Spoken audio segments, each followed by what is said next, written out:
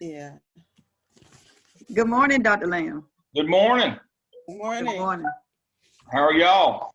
Doing well. Doing well. Well, Good. well. Well, the last day is finally here. Yes. Yes, I made it through. Yeah. I made it. Yay. Dr. Lamb, I have a question for you. Okay. I hate to start off this morning. So if we find the inventory that, as I will present one of my inventories today, if I want to use that, it's just a matter of me sending it to you to say, this is what I want to use, correct? Absolutely.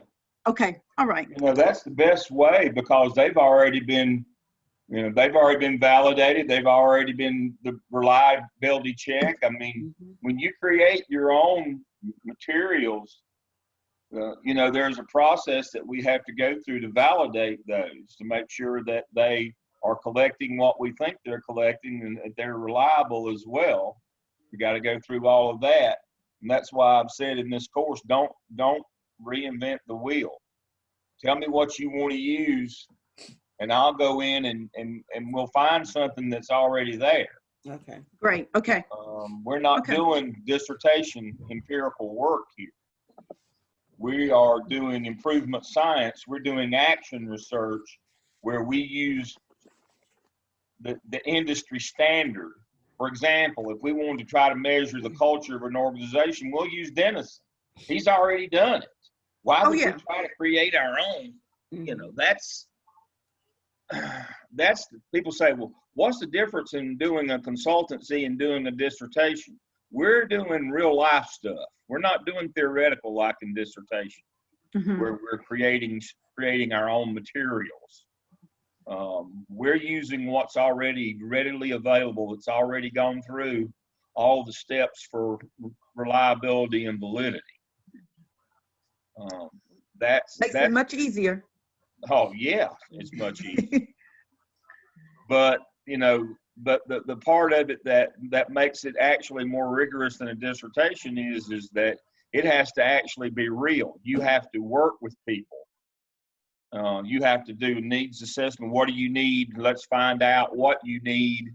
And you actually write real life. And that's much harder when you find to find agreement with a organization on what they want to do. When you do a dissertation, you do what you want to do. And you don't have to worry about communicating with them, finding what they need. Mostly what you're doing is theoretical work. And while the instruments are easier, many dissertations use readily available as well. While the instruments might in fact be easier,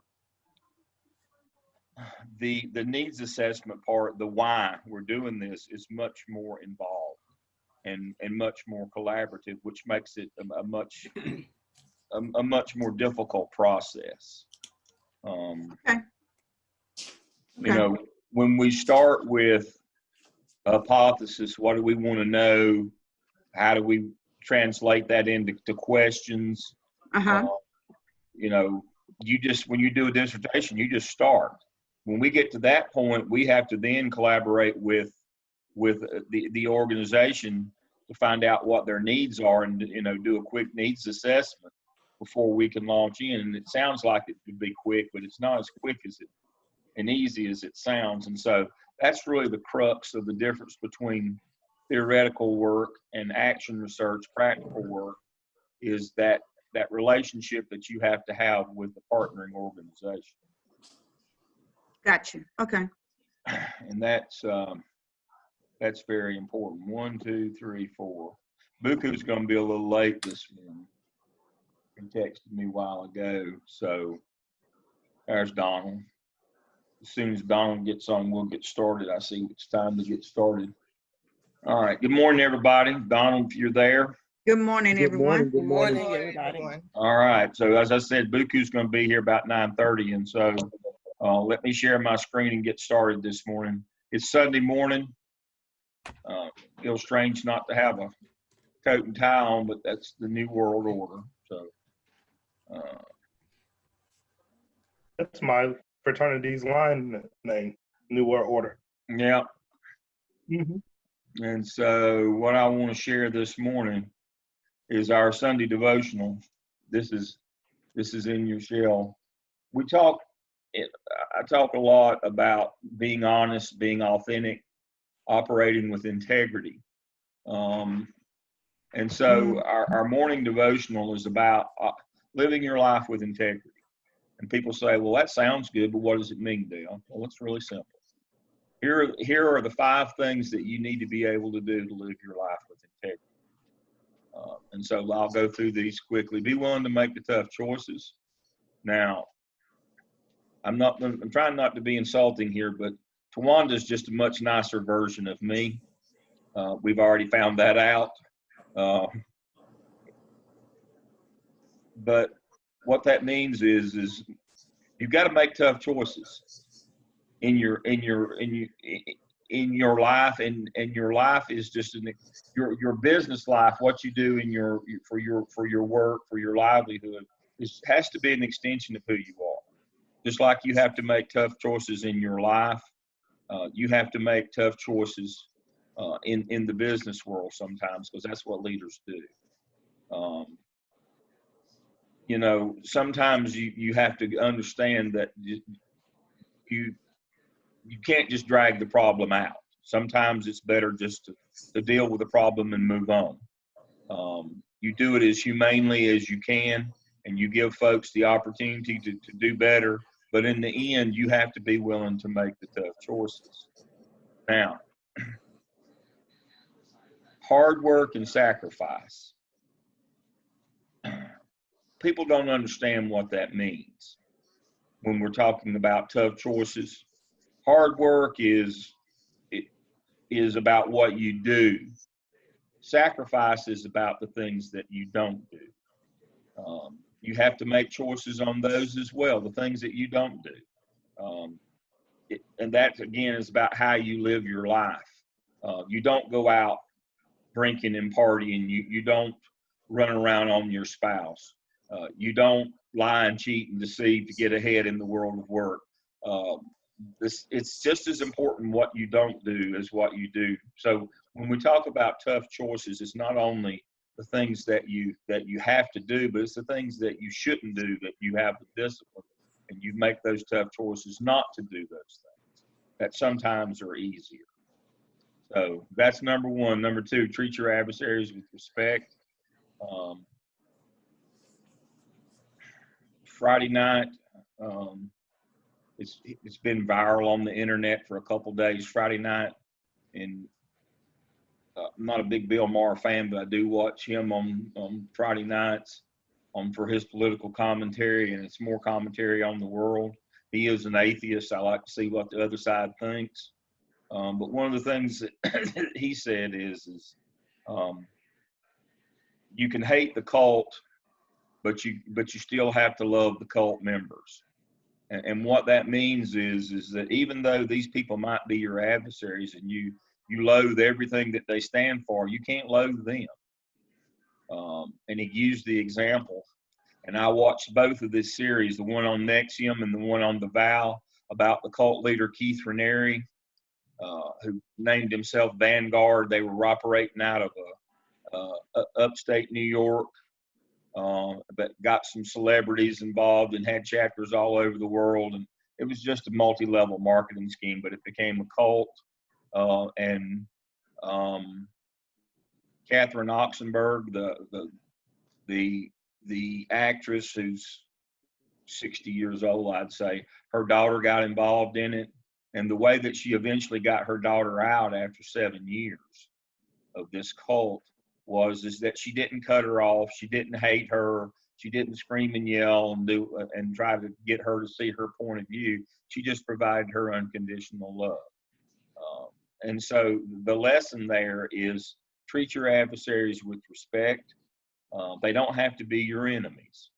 And so if you treat everybody as your enemies, everything is a zero-sum game. You can never compromise. You can never get much done. You're always in a pitched battle. And I know you've been around people who everything every day was a fight. They challenged every point. They were difficult to deal with. People didn't want to be around them because if you didn't agree with them, you were their mortal enemy. You can't get anything done in the business world, and you can't get anything done in your private life if everybody, even though you may disagree with them, everybody can't be your enemy. If that happens, you will be a very unhappy, unpopular, and unsuccessful person in your personal life and your professional life. Build your moral compass around Jesus. You have to have a center. Goes back to, for me, the old Jimi Hendrix song, castles made of sand, return to the sea eventually. If you don't have a solid foundation to build your moral compass around, you'll fall. If you don't stand for something, you'll fall for anything. All these metaphors, all these songs. But you have to have a compass, because that allows you, this is the important part. It's the only pearl of wisdom I'll have today. That moral compass allows you to know who you are. And you don't have to question who you are. It's kind of like when you're out in the water. Jesus allows you, and building your life on Christianity allows you to be able to feel the bottom. You feel grounded. You don't just get swept away with whatever the current tide is. You know who you are. Stay consistent in the small things. Be the same person every day in every way and everywhere you go. Don't be one person with one group and a different person with another group. Be consistent with the small things, who you are, what your expectations are, what your personal behaviors are. Show up at the same time. Be present. Be available. Be where you are when you say you're going to be there. Just the small things. Follow through. One of the things that I used to do, I had 6 assistant principals and two administrative assistants when I was a high school principal in Charlotte. And one of the things that I required all 8 of those people to do was carry a pad in their pocket. And I would tell them all the time, if you can't remember it, write it down. Follow through on the things that people ask you. The reason why you carry that pad is when somebody comes up and says, can you get me this? Can you do that? And you say, yeah. But then you got busy. No, you need to be consistent in everything that you do. Carry a pad. On Fridays, when we'd have our end of the week wrap up faculty meeting, where's your pad? What have you done this week? Review back through your pad.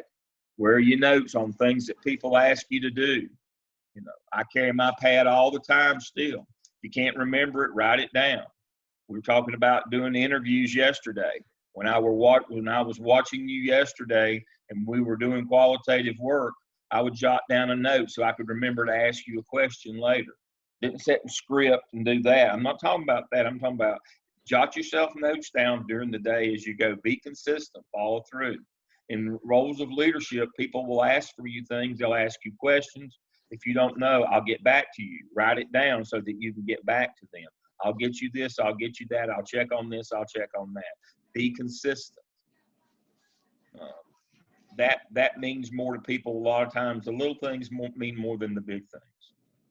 And if you take care of those, then you'll be fine. And then finally, realize that people either become bitter or better when you live your life with integrity. They'll either be bitter and won't follow, or they'll get better. And that's the whole notion, is improvement. People judge you for your actions, not your intentions. If you don't follow through, and if you live your life with integrity, some of them won't like that because it shines an unfavorable light on them. That's their problem. That's not your problem. You can help them to get better. We were talking yesterday about action plans, but we know people's ability to change is not as great as they think it is. Self-report's not reliable. You have to, if you want to know, you ask, you go look, you find out, you do your fidelity checks. because you're acting with integrity. Your role as a leader is to make sure that we meet the objectives, follow the mission and vision of the organization. People should not complain or be angry when you come and check up on them. When you follow through, you're there for support, but you're also there to find out. So that's what we're talking about, living your life with integrity. If it's your job to make sure things get done, you better go check and see. And if people become bitter about that, that's their problem. But mostly people will get better if you supervise the things you prize, and people will get better, or they'll get gone, one or the other. And you have to live the life of leadership. You have to be that servant leader that inspires and motivates. But in the bottom line is you have to accept the responsibility to be a leader. And that accepting that responsibility means that you have to live your life with integrity. You can't leave others if you're inconsistent. If you are wishy-washy, you just follow whatever trend that comes along. You're spiteful, you're hateful. One of our case studies, you create groups within groups. That's your clique of your friends and supporters and sycophants. That your wishy-washy stuff sits on your desk until the time expires, and so that this is the time's passed. If you didn't make the decision, it just laid on your desk and you let the time expire. You didn't make the tough choices. It was easier to let the time run out than to deal with it. This is how you live your life with integrity. And if I can give you, one clue, one kind of parting shot before our prayer this morning is that be authentic who you are every day. And if you find out that that's not, because if you do that, it gives you the opportunity with feedback from others for self-improvement. And it's about self-awareness. And if you act with authenticity and integrity, you will the natural byproduct is you will work on yourself to be a better person. And that's all we can ask of ourselves and our leaders is that they strive every day to be better people. So if you'll bow your heads, we'll have our standard prayer. This prayer gets more and more relevant every day. Again, this is Dr. Martin Luther King. It's my favorite prayer. And it reminds me of what we need to strive to be.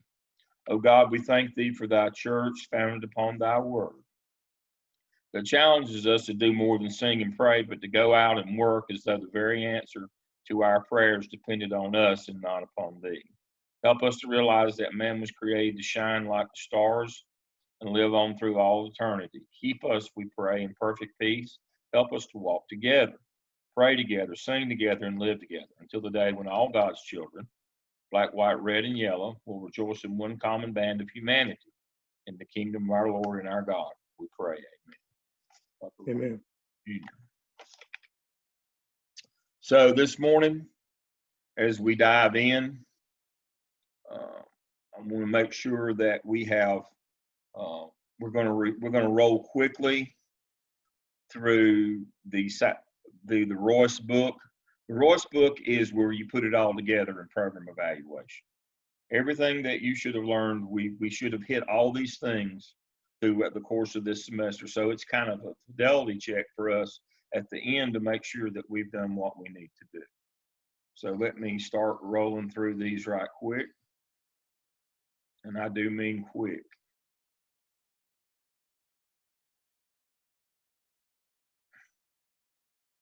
Okay.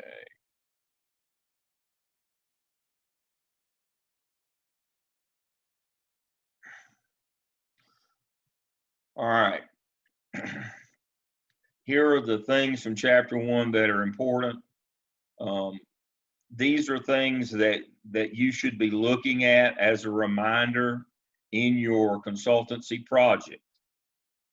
These are things that you need to, these are the big ticket items that you should be looking at when you are working with your consultancy group. Staffing, budget, stable funding, service philosophy, recognized identity, conceptual or theoretical foundation, systematic efforts at empirical evaluation of services, and the Evidence-Based Research Foundation. So let's go through these quickly. We talked about all of these. One of the things that we need to, that these are the things that we could help potential clients with in terms of being a consultant. Number one is staffing. Staffing is about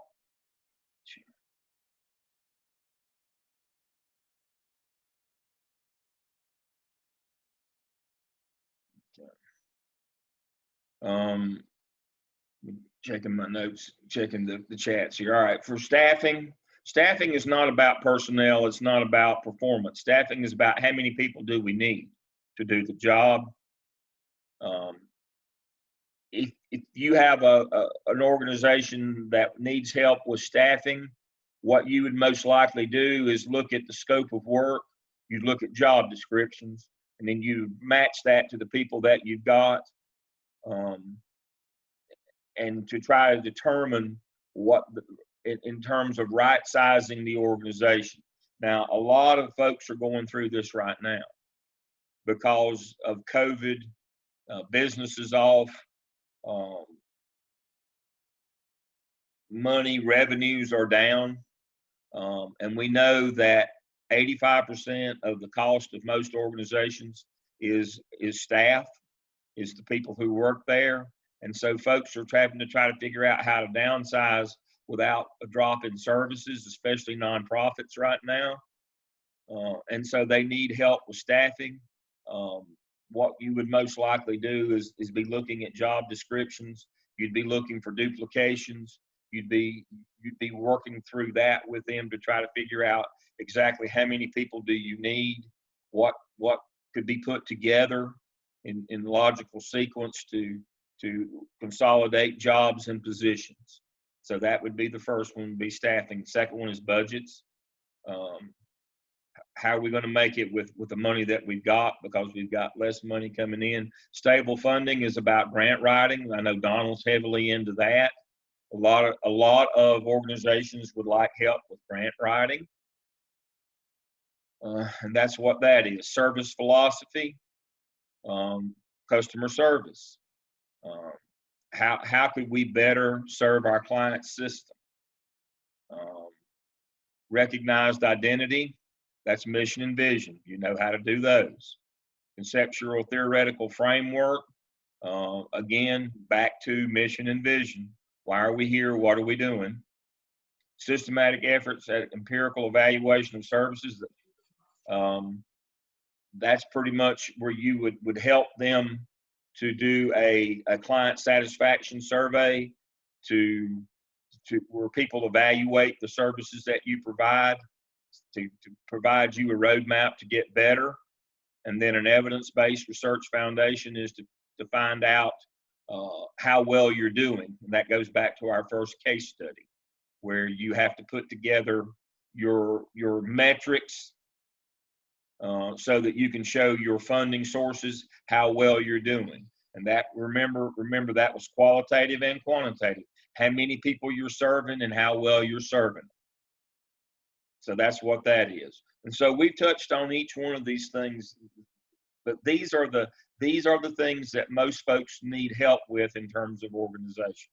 Now, recognized identity might be marketing as well, and I saved that one for last. I would prefer that you not get into marketing, if at all possible. And I'll tell you why.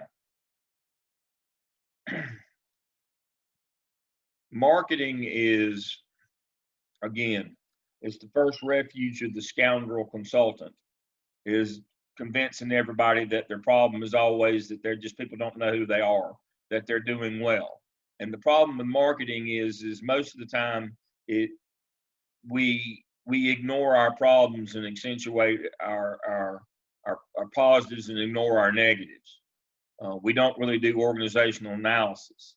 We don't take a deep look at who we really are when we do marketing. We actually don't want to know who we are. We would prefer that information stay private or stay secret. And it becomes an exercise in self-delusion. And generally, when you lose business, it's not because people don't know who you are. It's because they do know who you are and they don't want that. They're not happy with it. And marketing flies in the face of organizational analysis, unfortunately. It is the opposite of organizational analysis, where you analyze your organization to make it better, to more efficient, use your staff and your money, those things. Marketing says, forget all that. We just need to get the word out. What we got's good enough. If people knew about it, they would want it. There may be a little truth in that, but I don't like the part where let's don't look at what we're doing or not doing. Let's just go tell people how wonderful we are. Now, some firms use marketing well, and they actually have a component where they do self-assessment, organizational assessment. But most places, when you walk in that aren't doing well, just like in the case of wine, what that man didn't want to hear was it's you. What he wanted to hear is a marketing campaign. And he wanted to ignore all the bad things in his organization, its dysfunctionality. We can overcome that with just marketing. Marketing will not change your organizational structure, your organizational effectiveness. It will hide those things. So again, recognized identity. Be very careful that you don't get into a marketing campaign where you're ignoring the obvious. You're putting your thumb, you're biased on your data. You're not following your data. You're not doing all the things that I've tried to teach you this semester. Is all about data. Marketing flies in the face of that. So I would encourage you not to get involved in marketing. That's not really organizational work. It's not grounded in reality. It's almost the opposite of that. So be careful about getting involved in marketing. Okay.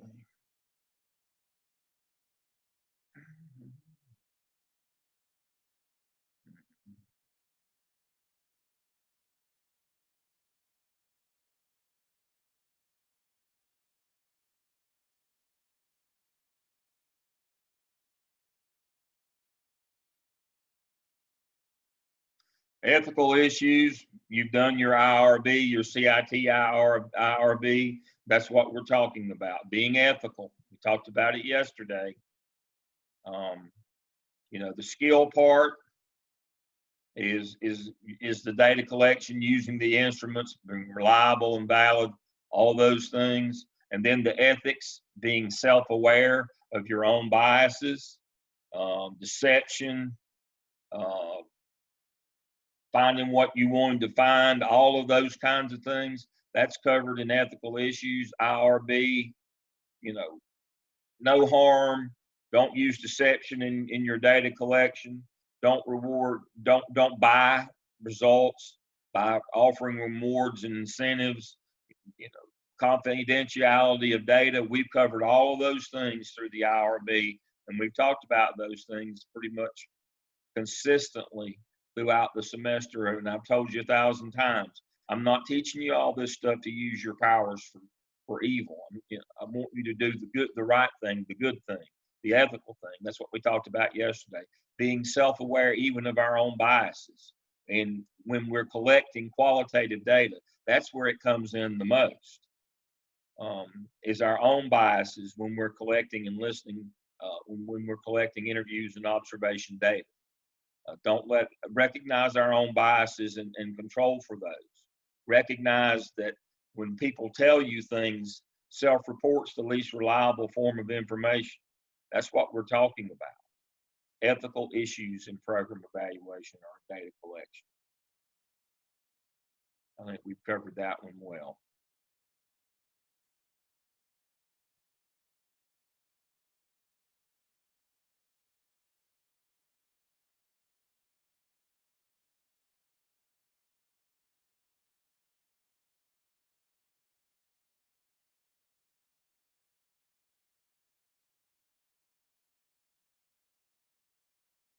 Needs assessment, that's basically what you do when you go out and you talk with an organization about what they need. One of the things that I've talked to you about is I have a lot of students who a lot of candidates who want to go out in their first semester and find a partnering organization. And what are you going to do with them? Well, I don't know. I just want to work with them. You need to, that's okay. But when you get there, you have to find out what do they need. And you need to go through the steps. You need to listen. You need to do some survey work to find out what they need help with. And that's where we use our methodology, our data collection strategies of qualitative and quantitative data gathering to find out what they do need. What is the current state of their organization? Now, when we say needs assessment, it might not be, well, this is what they, these are things that they need. And no, it needs assessment might be, we might assess the culture of the organization and figure out what they need to do to fix it. So it's not just physical things. Needs assessment is not just, well, we need 6 more typewriters and 3 more copy machines. No, when we do a needs assessment, it might be assessment of what's going on there and what they need to change organizationally or personnel wise, not just stuff. So make sure, but you've been equipped how to collect qualitative and quantitative data reliably and with validity. You know the rules on data collection. And if you know those, then needs assessment is fairly easy if you know the rules and you follow those rules.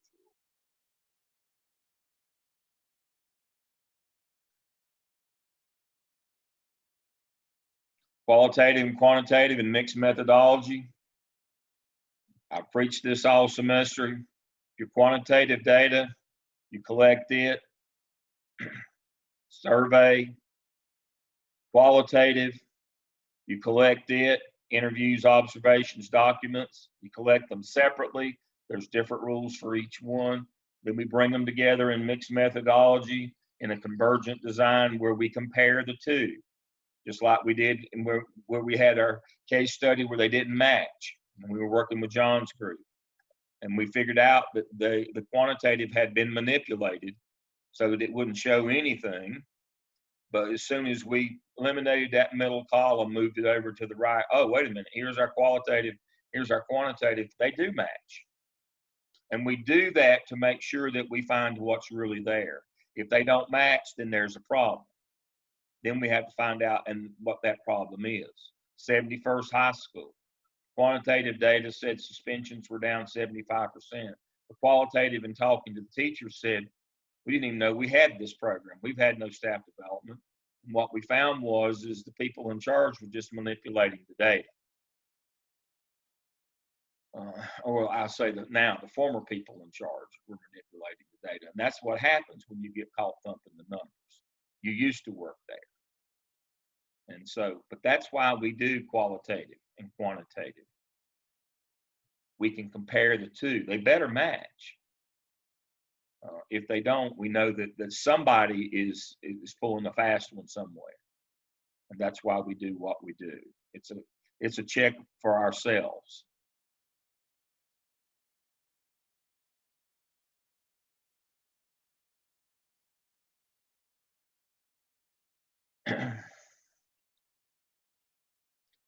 Formative is fidelity checks along the way. We've talked about that 1,000 times. That if you prize it, you got to supervise it. You got to go out and see what's going on. Because you said do X, Y, and Z, you have no clue if people are doing X, Y, and Z unless you go out and collect that formative data. Formative data is on the people who work there. You assess if they are following the guidelines, the rules, procedures. So formative is of them. Summative at the end is your outcomes, but then you've got to do process evaluation as well. We talked about that, where you look at the system. Remember, we talked about the process creates the product. And if you're not happy with the product, you have to change the process. We talked specifically about a master schedule or an organizational schedule in a business or organization, or a master schedule in a school. If you got a bad master schedule, you can't just start switching it around. You've got to look at the process that led to that bad schedule. Did you follow the steps as outlined? Did you follow federal law first, then state law, then board policy, then best practices, and then employee input? Did you do it in that order? That's the process for forming a master schedule for a school. Every organization has a master schedule, an organizational schedule of what they do. There's a process that you follow that produces that schedule. Did you follow that process? If you did and you got a bad one, then you got to change your process. Again, that's an evaluated tool that's part of that formative assessment along the way.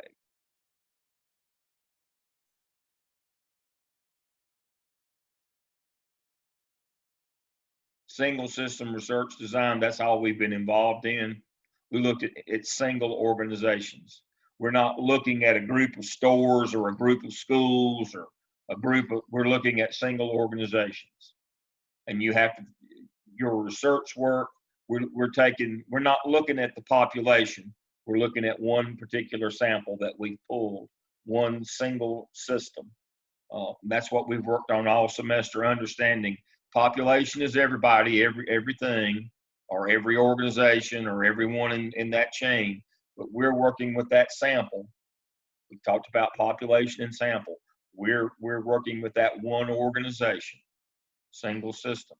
Now, I could have taught you a lot of different things like doing MANOVA, multiple analysis of variance. That would be if we were looking at data from several organizations. When we look at data from one organization and we're looking for correlations of things that's going on inside that organization, what's the correlates? We just do analysis of variance, ANOVA. If we were doing multiple organizations, branches of the same organization, we'd have to do a MANOVA to find out what the correlates are. But we've done single system research because this is specific to this particular branch, school, this particular company, organization, this one. And so we have focused our efforts this semester on how to work with a sample of the bigger population, not the whole population. We've done that in all that we've done.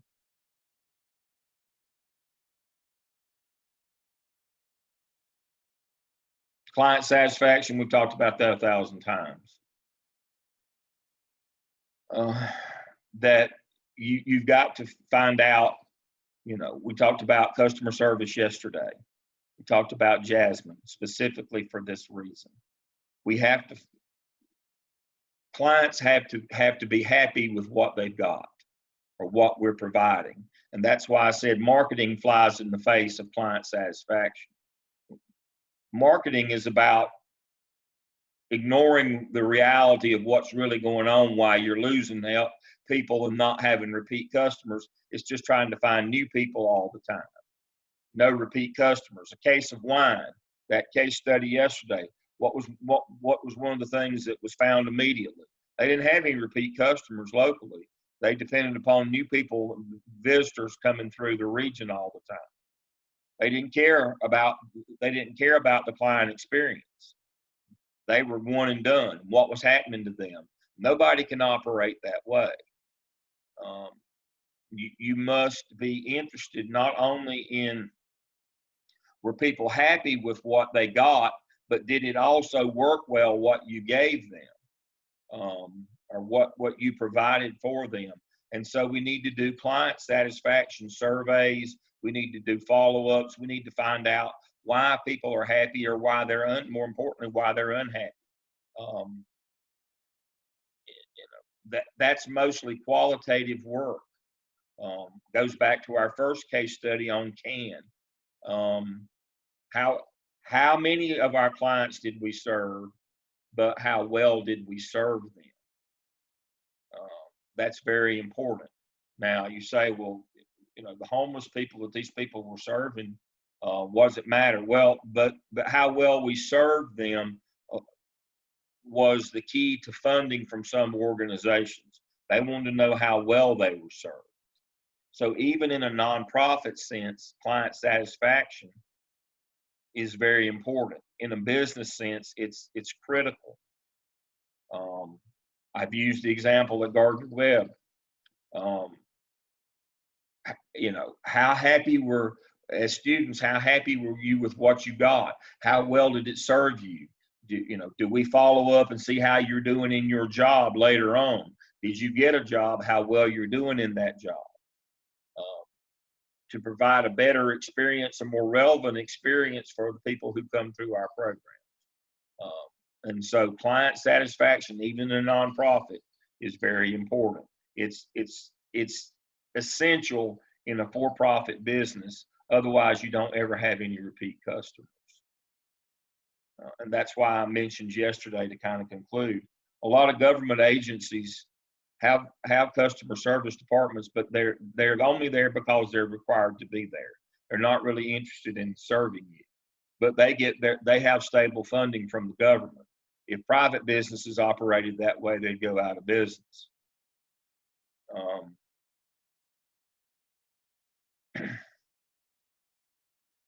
That service and that follow up and that comes at the end of that, most important, and that's usually survey work, and it's usually open-ended, it's usually qualitative.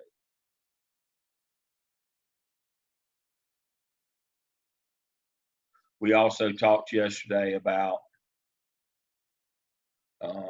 net promoter score, where you do a quick and dirty quantitative survey. How well were you, on a scale of 1 to 10, how satisfied you were. That will give you an idea of what, repeat and word of mouth advertising, which by far is the best.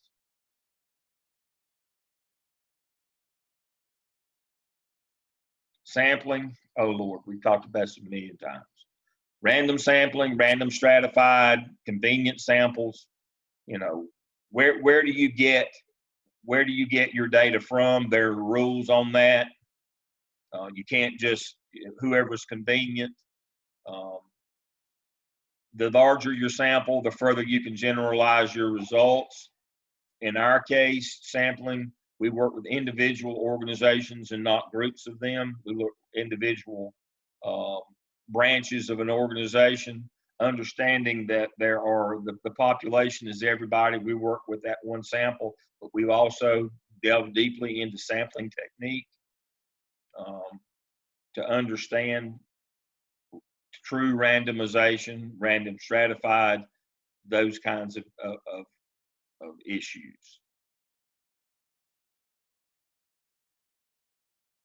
Group research designs.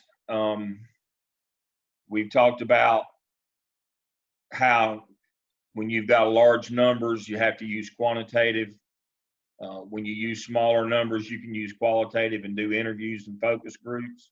We understand the difference, that we get more data faster. When we do quantitative, we get less data, but it's richer and deeper when we do qualitative. We understand that when we're doing group work. Pretty simple concepts.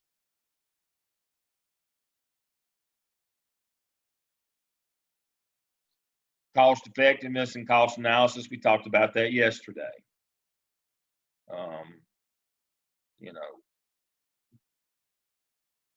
You hand somebody a plan, they have to make a cost effectiveness and cost analysis decision. Would it be easier to get somebody new? What's our cost of acquisition for somebody new and onboarding them versus this plan to try to fix the people that we've got? That's generally what we're talking about in organizations. And again, let me say that again. You have to make a decision between cost of acquisition, what's it cost us to advertise, background check, drug test, what does it cost us to get a new employee and induct them to training, versus this plan that you've got over here to try to fix them and their behavior. We have to make those decisions. That's what leaders do.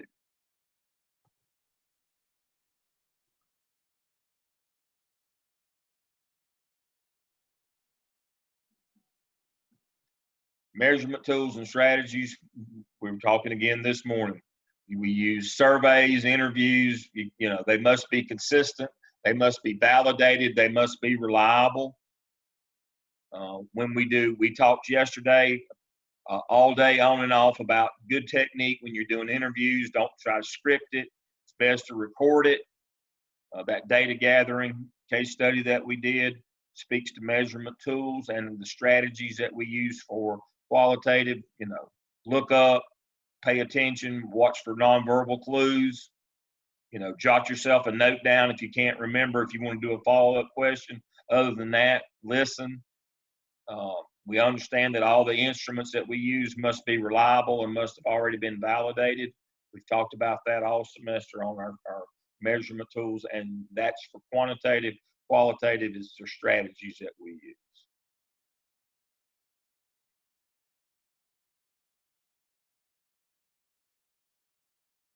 It's best selecting the best evaluation measure for your product.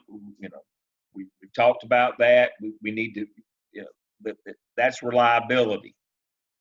Is this reliable to measure what we're trying to measure?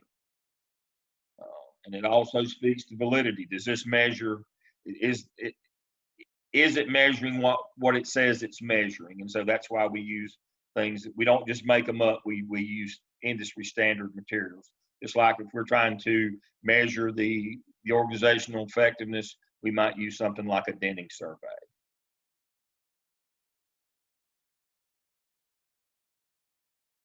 Pragmatic issues, we've talked about that all semester, about bias,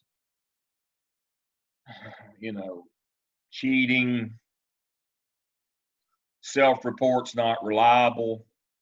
People don't want to hear the bad news. They just want to hear that it's a marketing issue. We've talked about all those kinds of things. I've given you the pitfalls all semester long. And then in the end, it's writing it all up into your, just like today, that's what we're here for today, is you write up your proposal on your methodology. In the end, you have to write it all down. It can't just be in your head. So as you can see, we've hit upon everything this semester that we said we were going to. I want to talk briefly about our 2 outside readings this semester. And I want to get your feedback on these 2, so I'm going to stop my share. So the first is Super Crunchers. Do you remember Super Crunchers, the book by Ian Ayres, which was, you know, written in a very user-friendly style, wasn't heavy on jargon and calculus or any of that, but just talked about randomization and trials and regression. Basically, it's about how all these companies collect all this data on you in order to try to sell you stuff. The largest linear regression in the world is Match.com, where you put all of your variables in, all of your independent variables, and then you try to find your dependent variable, which is your match. Cambridge Analytica, in the last election in 2016, we looked at all your purchasing and buying habits, your viewing habits online, TV, the websites that you went to, and directed pop-ups or things to come up in your life, direct advertisement, things that you knew in your news feed that were important to you. So just like when I pick up my phone, well, this is working without a net here. And so this is curated by Google. And so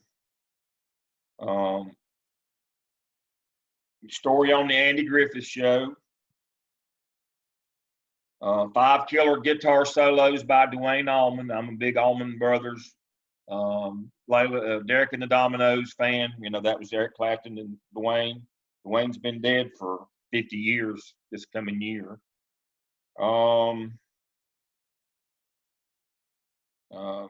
more band, school superintendent.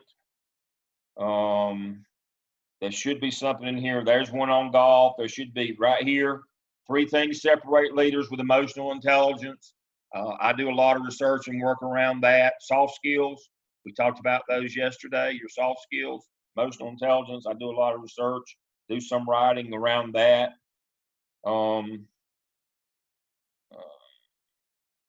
COVID. Again, famous musicians. There's Lennon and Bowie. Henderson County. I've been doing a lot of Googling on that. One of the ladies that works with us, she got on the school board there, and I know the retiring superintendent. Let's see. The Eagles, Tom Petty, Guns N' Roses,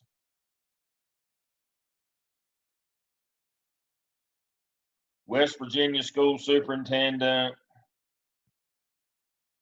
Bob Dylan, Steve Perry from Journey. You know, different music videos. When you turn on YouTube when you're working and it kind of knows what you like, well, somebody's collecting, Google's collecting that data from YouTube. And so I get feeds on whatever popped up on the kind of music that I like. I get stories on that. So you can see I do a lot of music. I do a lot of because I don't just sit and watch music videos. When I'm in my office, I turn the YouTube channel on and just let it play random music in the background while I'm working. Some political stuff, not a lot.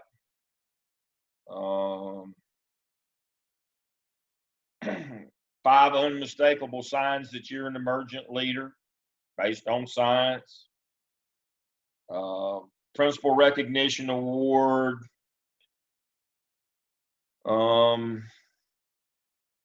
Things from the ball games that I watched last night.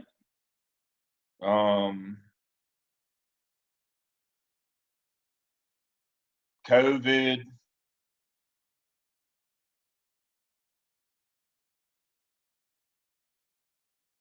Beatles. Columbia University. Alabama school superintendent.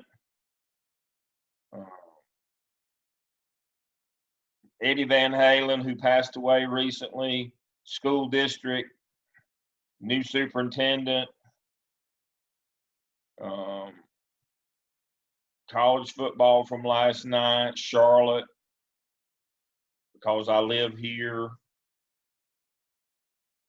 Scientific study on genetics. It's part of brain research that you do a good bit of stuff on that. The Panthers game today because you live in Charlotte, more COVID-19. COVID vaccine.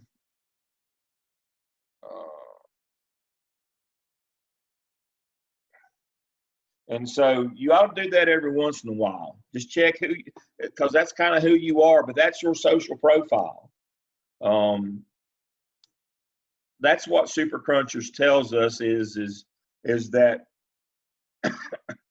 big tech is monitoring everything you do, every website you're on, everything that you Google during the day on your phone, on your machine, what's playing on your YouTube channel when you listen to music at work, all that stuff.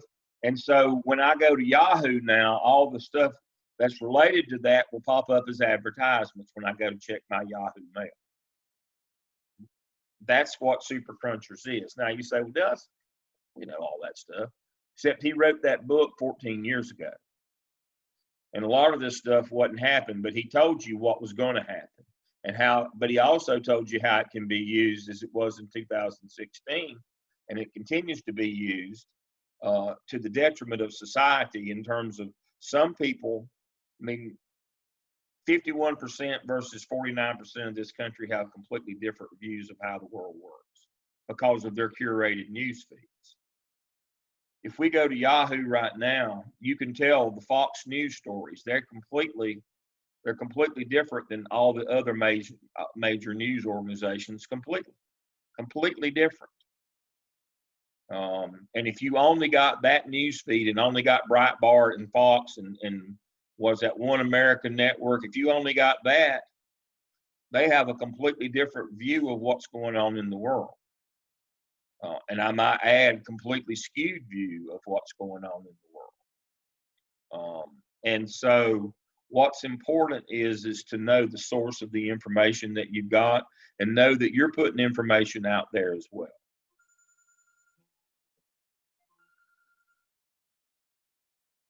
That's my car man, William. William, can I call you back? All right. And so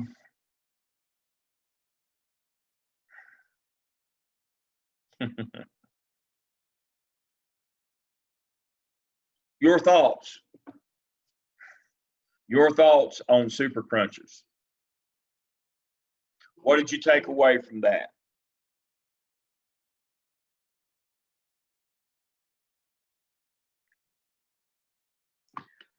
I made a connection to just watching, if I may say, the election results with Steve Kornacki on MSNBC, being able to make projections of who's going to vote and where they're going and all sorts of things. And he was using all these large numbers.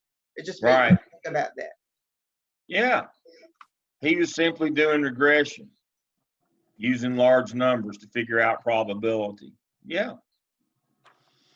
You know. So, go ahead, Don. oh, I was just going to say, so the one thing, so similar to last semester,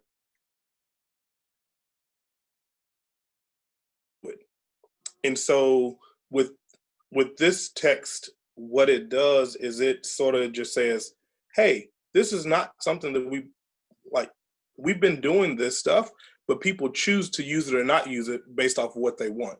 Yeah, and so exactly. I recall going into, when I worked in the governor's office, we would come up with work, and this is before I did doctoral studies or did research, and we would just come up with ideas and have nothing to back it. It just sounded good to a group of 7 people who are all who sort of have the same thought experiences. And then whenever I did say, hey, we should do this based off of this data, oh, that was file 13. Because we don't want to do that. We want to do what makes people feel good. Or it doesn't follow our, it doesn't support our narrative. That we find our narrative and then we curate our sources that validate what we already believed or what we're trying to perpetuate. That's why I have such a dim view of marketing. Is that we have a narrative and we go out and we look for data that supports our narrative only. And if it isn't there, we just create it or we fake it. And it's also our challenge to be able to take that knowledge. So whenever I work with people, even now, we read things that we know. We can't say, well, in Super Crunchers, they said this, or Dan said this. We just have to sort of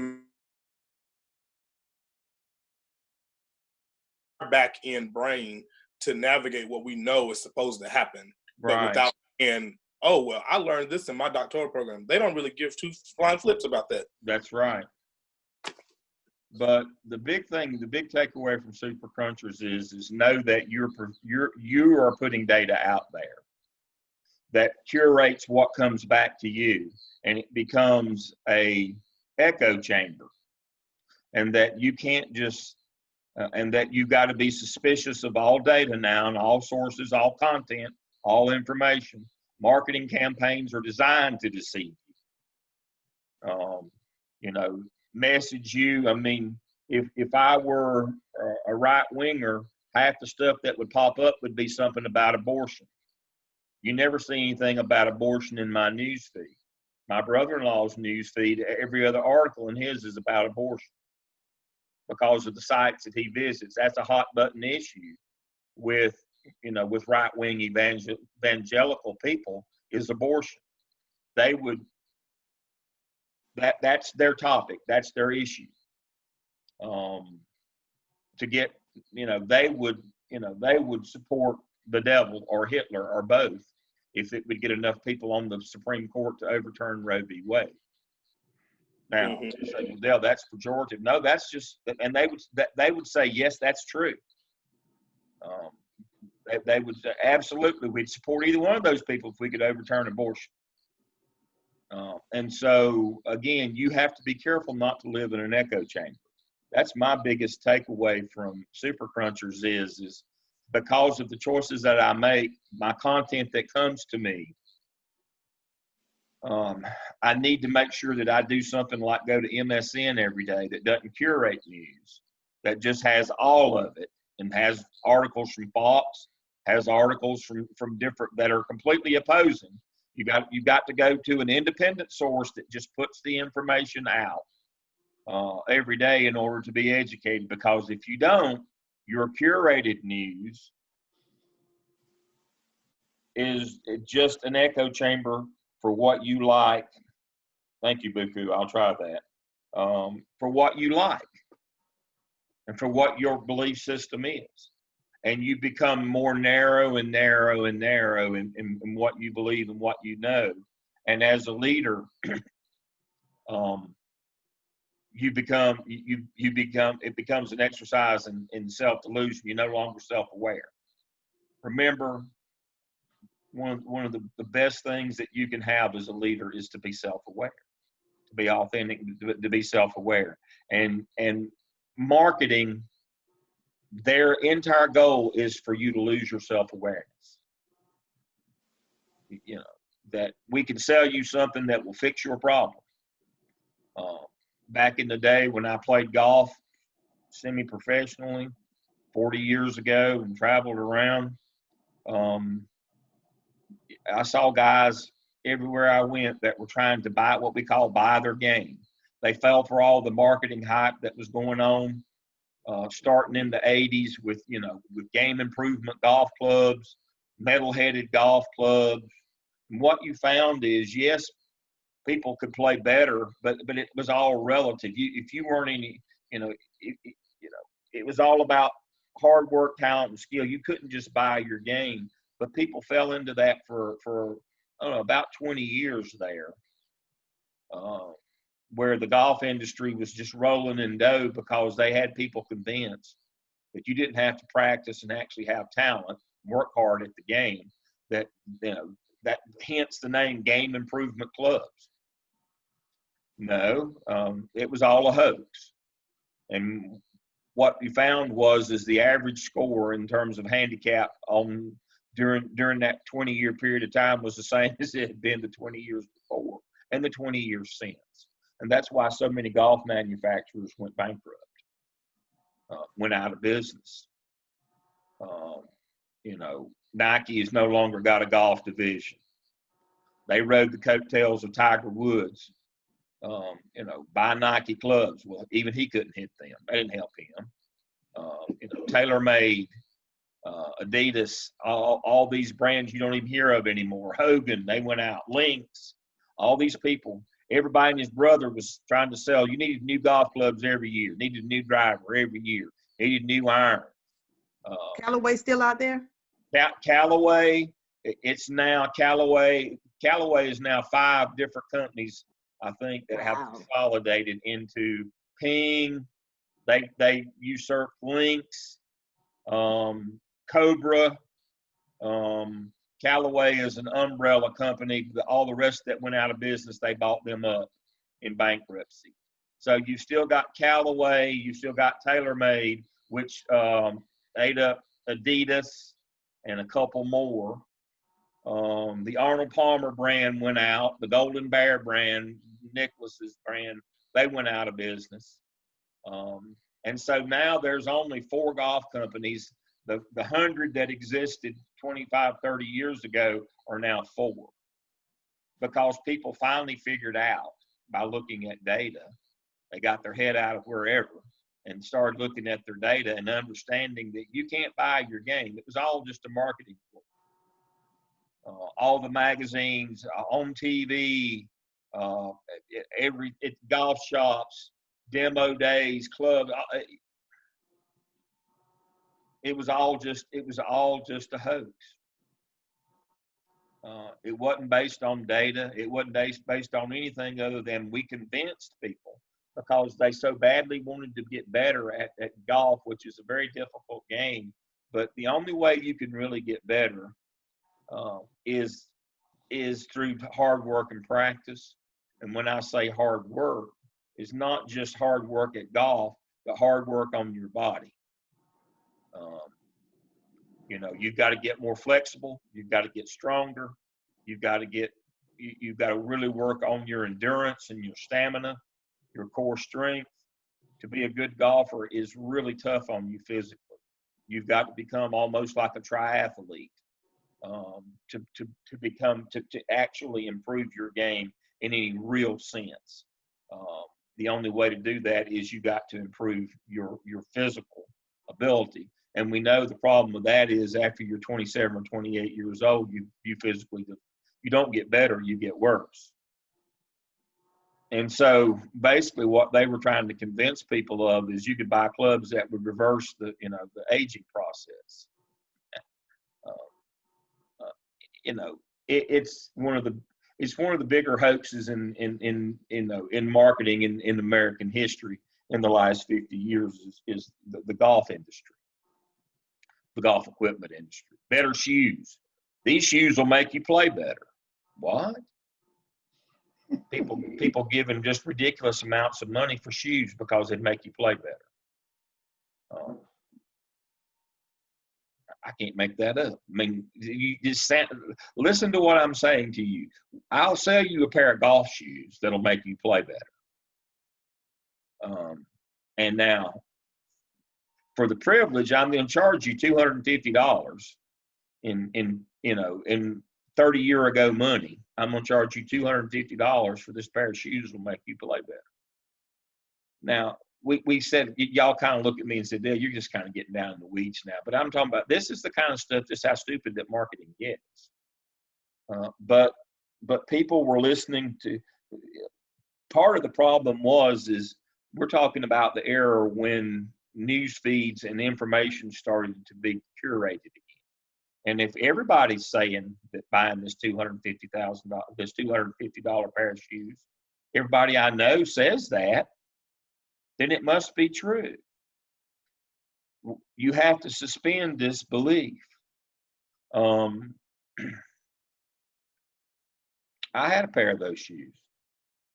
I didn't buy them. They were given to me. I was given a pair of those. Now I'll tell you what the difference was. This is the truth. They were made in Europe by Adidas in Germany, and they had track spikes in them. Pair of golf shoes that had track spikes in them. You know, the really, really sharp spikes that you only wear. You notice when they go out and run track, they sit down on the track and put those shoes on. Well, there's a reason why. I mean, those things, seriously, I mean, they're as sharp as a needle. But that's what track people wear. Well, somebody had this notion in Germany that if we put those in a pair of golf shoes, that'll make you play better. But you had to, no, number one, you didn't play any better. And number two, if you weren't real careful, you'd tear a knee or an ankle out because when you swung in those things, your foot couldn't move. You're talking about being stuck to the ground. You were just like you were in concrete. You'd pop something, you'd tear something up, your back would go out. People all over, slipped a disc, snapped a knee, back, that whole deal during that period of time. And somebody figured out maybe this is not the best idea.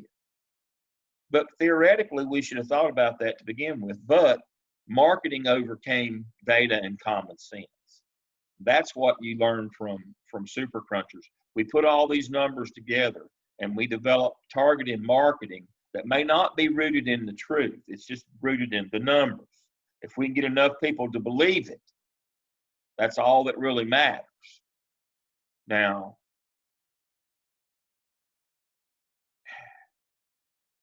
The notion of Match.com is another one of those that just blows my mind. That we think a computer algorithm can find us a mate. That it would be any better than just meeting people at random. It's more curated. It's more people, but it's not. It doesn't cause true. Match.com does not cause true love. It simply gives you more opportunities to meet people. It's simply about probability. But there are people who believe that if you go through that it will create true love for you. No, it simply gives you more chances to meet people. Is all it does. It's all about probability. It has nothing to do with true love. But now, if you ever watched all that curated content from Match.com, you know, what does it lead you to believe? That it's about true love and soulmates and all that. Match.com is simply about probability. It's just a linear regression. It's only about probability. But in my opinion, they have used their powers for evil rather than good. And they're selling you something that's not really there. It's the emperor's clothes, because you want to believe. They use our own selves against ourselves because we want to believe. These people that listen to that one American channel, Fox News, it doesn't create that. They want to believe that stuff. It fits their worldview. And we've collected data, and we know how to message those people. We know how to pull their strings. We know that golfers want to get better. And even to something as stupid as we'll sell them a pair of shoes that's a $40 pair of shoes, and they'll give $250 for it. We'll sell them a driver in 30 years ago for $600, and it's a $100 driver. But because they believe it'll improve their game, they'll give 6 times the current market value for it. We'll pay Match.com a ridiculous amount of money because we believe it creates true love, and all it is probability. But why they're able to sell us that stuff is because we're true believers. We live in our own head, in our own echo chamber. And we have to be really careful to understand that the content that we're getting is curated for us. And that's what you should take away from Super Crunchers is be very wary and suspicious of all advertising, of all marketing. You know, make sure that you're not living in an echo chamber where you're only hearing and seeing what you already believe. That you're not just creating your own reality. And that, unfortunately, that's what a lot of folks are doing in the country right now. They're creating an alternative reality that's not really real. And just like with COVID, that's an alternative reality. We believe that because we want to believe that. It's inconvenient to believe the truth. I can't sleep at night if I understand that this may wipe us all out if we don't get a handle on it. It's easier to believe it's just a common cold or a mild case of the flu. And that all this stuff is that mask wearing don't really matter and social, it's easier to believe that than the truth. But here's the thing. If you say that COVID-19 is a hoax, why are you praising the advent of vaccine? If it is a hoax, then I guess the vaccine is also a hoax. So why are you praising the vaccine if you say it's a hoax? Well, here's the thing. Those kind of people who believe that, they're able to ignore the inconsistencies. Just like, how can you believe that somebody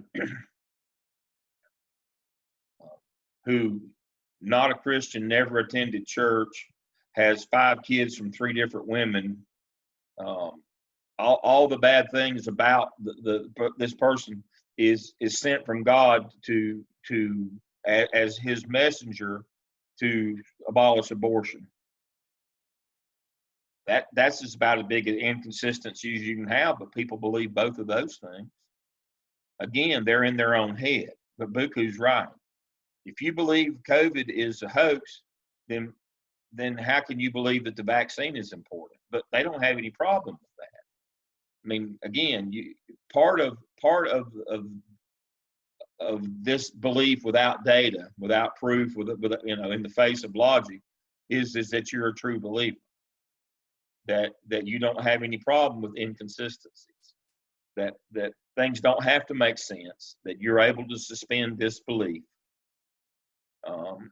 And that you don't follow the data and you don't follow logic and you're gullible to messaging.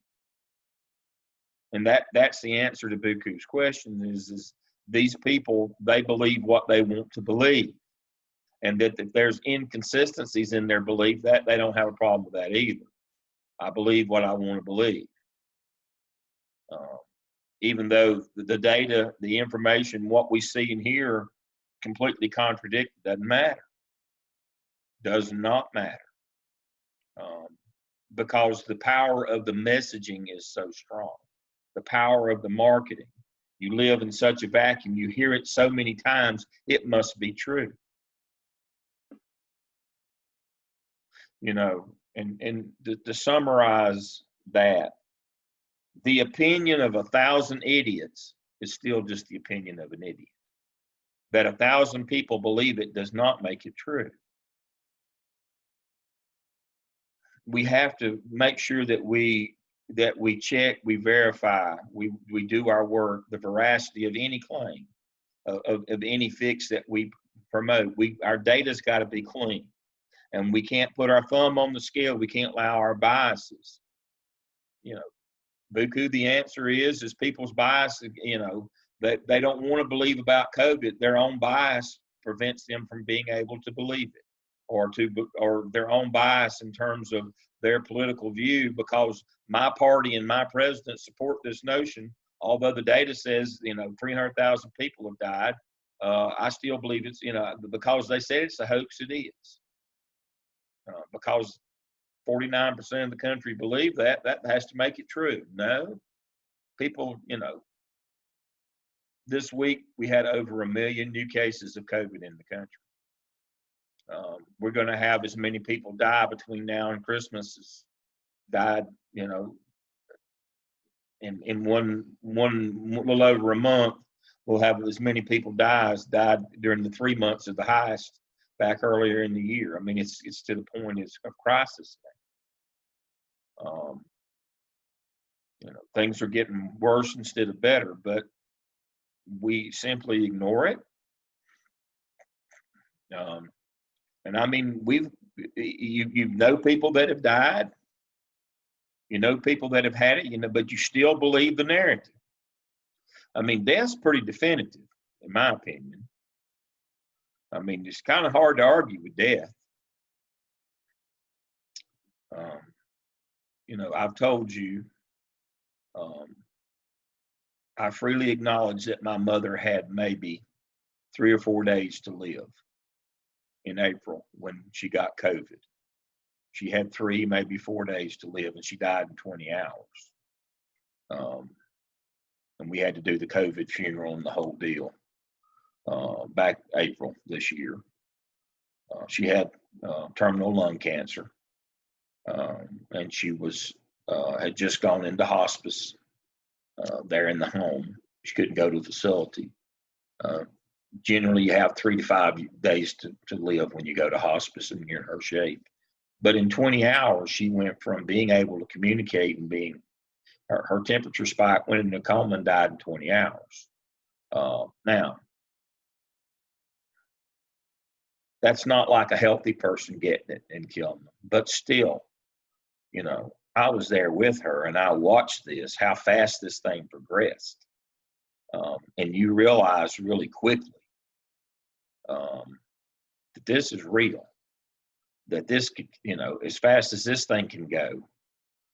And I mean, it's just incredible how fast things can spiral out of control. That this is not like a flu or a cold. that this thing is so aggressive. And once it gets a hold, it goes so fast. It goes faster than the medical profession can keep up with it.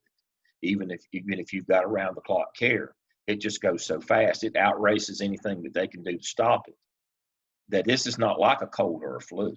Now, everybody doesn't get it at that level, but you understand the potential of it. When you see it, you begin to realize, whoa, wait a minute here. This has nothing to do with a cold or a flu. This is something that is, this mutates and is so aggressive that this is just something like you'd see on a sci-fi movie. When you've witnessed that yourself, and you read people from the CDC and the international CDCs that Jeff Hamilton and I were following last January, when you read the real stuff and the people who are ethical and honest, and you read what this can do, and you see what it can do, it's criminal that people are standing up and yelling and screaming that it's a hoax and that it's just a common cold. It's past stupidity now. You are actively being criminal in your behavior. You are actively being criminal in your behavior. It's a war crime. It absolutely is. It's the same as a war crime.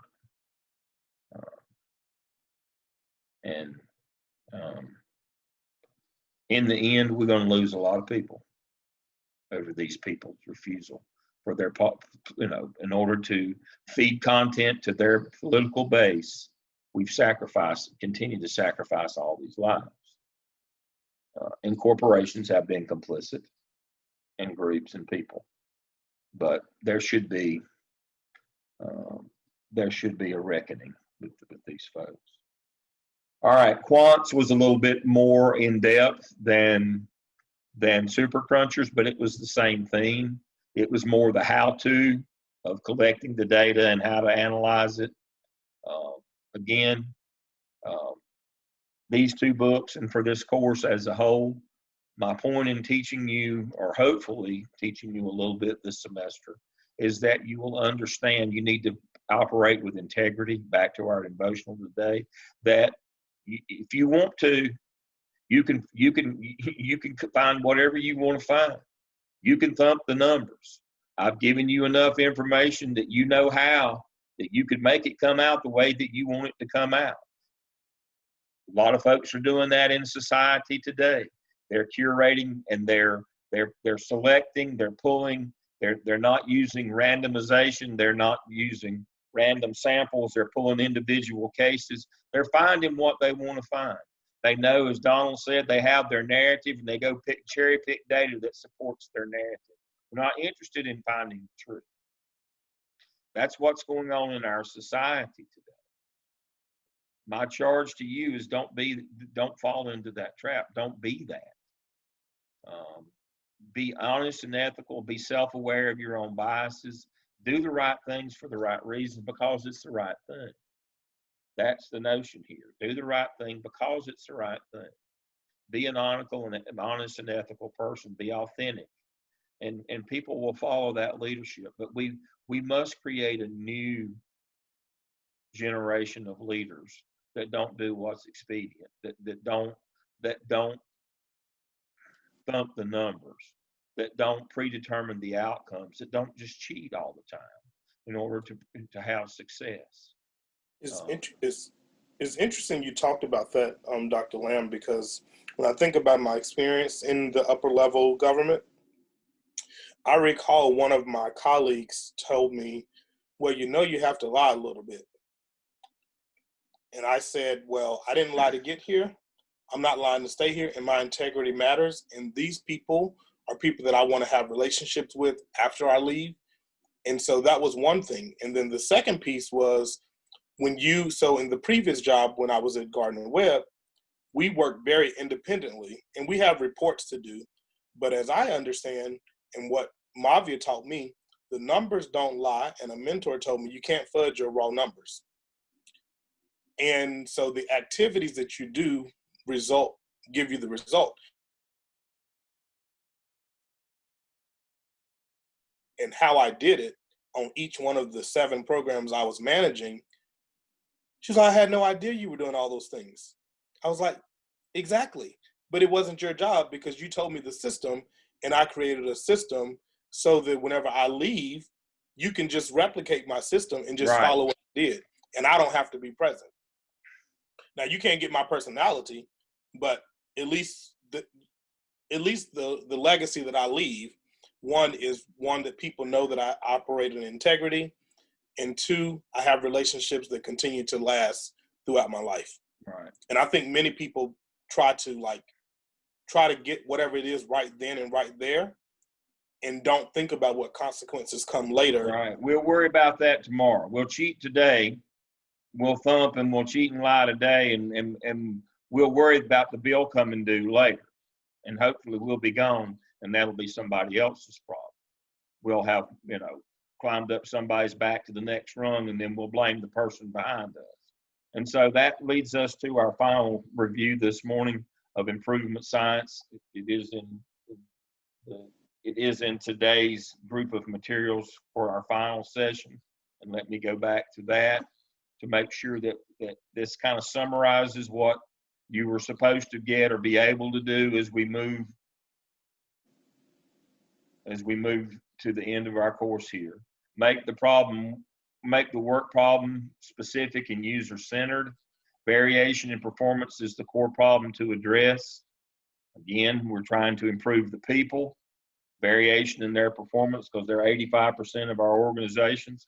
What Donald just said, see the system that produces the current outcome, that you've got to change your process. You've got to have a process. And if it's not producing the product or the outcome that you want, you've got to change that system or process. So we got to work on, our problem specific and user centered. It has to be about an organization. We don't do theoretical work. We work in organizations. That's number 1. Number 2, we address variation in performance. People. We're trying to improve people. That's number 2. Number 3, we're trying to work on better systems, better processes, as Donald just reminded us. Number 4, we always have to be able to measure whatever we say that we're going to fix or change. We have to have a way to measure that. That's quantitative and qualitative data. We have to have a way to measure. Anchor practice and disciplined inquiry, plan, do, act. Plan, do, study, act. I know we've had that. You've had that other classes. Disciplined inquiry. We have a system. We have rules. Disciplined inquiry means we have rules, and we ethically are bound to follow those rules. We can't go out and claim random samples and pick who we want. Convenience samples. We have to be disciplined. We have to, again, what is discipline? It's hard work and sacrifice. Hard work's what we do, and sacrifice is what we don't do. We don't cheat. We don't do the easy stuff. And then we do it through networked communities. We do it collaboratively. We don't do this in a vacuum. We work in public organizations. We don't do our magic act behind the curtain. We don't produce our numbers. We do it all out in the open. Kind of reminds me to finish up here, and we'll go to break, and then we'll start our presentation. It kind of reminds me of the old question: who's the greatest dancer ever in the world? Who's the greatest dancer ever in the world? Some people said Fred Astaire. I was going to say it's so subjective. What? I was going to say it's so subjective. That's a subjective question. A lot of people said it was Fred Astaire, but I would argue that it's not Fred Astaire. I would argue that it was Ginger Rogers, his partner. She did everything he did, except she did it backwards in heels.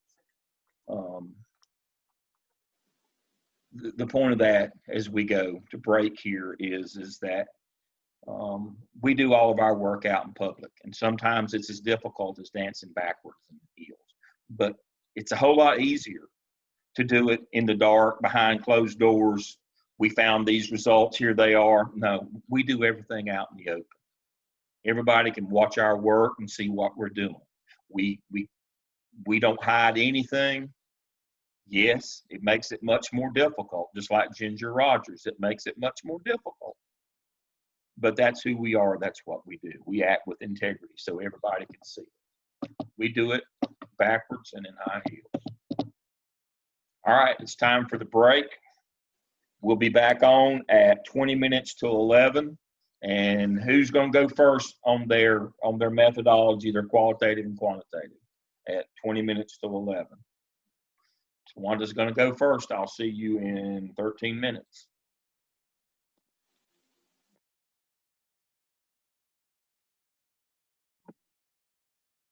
Where'd Jackie gone? Oh, okay. I was about to say Jackie's gone, but she had her hand up. I don't know what that meant. Did she Yeah. come?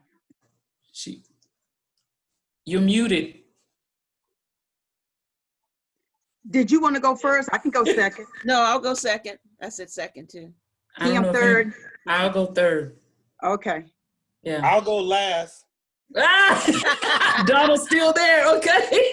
Look, let me go ahead and claim my spot right now. All right. If Dr. That's Lamb fine, is but- there, I'd go ahead and share my screen. Okay. Okay, yeah, get your screen ready. Mine is already. I'll go Yes, before Dino. mine up. I knew it, Buku. Buku's next to the last. Yes. So basically what y'all are saying is y'all gonna have all the ladies go first. Y'all gonna be chivalrous and let us go first. So I take it that because- Angela is going forth. Usually, what do we say? Ladies Ladies and first. gentlemen. Okay. Really, y'all? Exactly. Okay, Tawanda, Yeah. I'm gonna put mine in presentation mode, so I'll be ready, girl. You know what, Jackie? Don't call me out on that. I couldn't see it, Jackie. I can't see it. I couldn't No, see I it. thank you for that. I'm No, stressed. Oh, Angela, did you hear all that stuff we was talking? What's up? No. We was trying to claim spots. Tawanda said she's gonna go first. Jackie's going second. I took the third spot. Donald took the last spot. Buku took the next to the last spot. So that All right, puts you. So they're gonna let the ladies go first. That's So hey, ladies if are anybody gonna want to go go first. first, They're go gonna for bring it. up the Angela, rear. did you want to go first? No. Okay. Good. She was like, We're gonna give that first spot to you. Very agreed. Y'all but right. Steve I'm will gonna go take ahead the and first get this spot. on out the Now way. you I'm gonna do take. be a good model. Do a good model. That's Do right. a good model for us so Hey, we go slip. I'm gonna go ahead and get this on out the way. I know that's right. Gotcha, I got this gotcha. girl coming to do this girl's hair today, so Uh-oh. I might be coming back a little late. She's on her way, so hopefully she gets Okay. here. You before better I- sit her down in Yesterday, between I your had legs and just get that hot washed. comb. Yesterday God, I it's had not the just hot washed comb. and blow dried my hair and it was like rough. So I flipped the front and pinned it up. I'm like, it is what it is. Well, mine is still wet. I still have to wash mine. Mine is still wet from yesterday. Wow. Did I you hear me, don't. Jackie? I don't do nothing to. Like my dean said, and it's done. That's it. Yeah. Pretty That's much. why I have learned to train myself how to sleep over the years. You and my sister both. Now, do you It's use the called satin sleep pillow? light. Oh, I don't put no satin cap on my hair. I don't put anything on my Sleep satin light. cap Can't- on your head. You mess up the curls. Oh, Oh. you flatten it. Okay. You flatten it. Yeah, there you go. You flatten it, Yeah. and so Wow. you learn to You just adjust know how your to sleep pillow, pretty. and you sleep a certain way. You just Well, sleep. I'm in Come on, this y'all know how the menopause night stage. Easter Sunday. You know how you have to sleep before Easter Sunday. You He can't said mount Easter so Sunday. pressed. I can't I'm with in you. this menopausal Went too stage, far. so I I went sweat a too- lot. So I just sweat every hairstyle that I have. No, I know how to take. No, I'm getting too deep. Okay, y'all, take a break. What time we Yeah, coming take a back? break. 20 All He right. said at 20 Oh, yeah. at 10:40. Yeah, 20 minutes till. Yeah, we got Okay. 8 minutes. that you are a member. Number two, because we will be doing this by way of Zoom.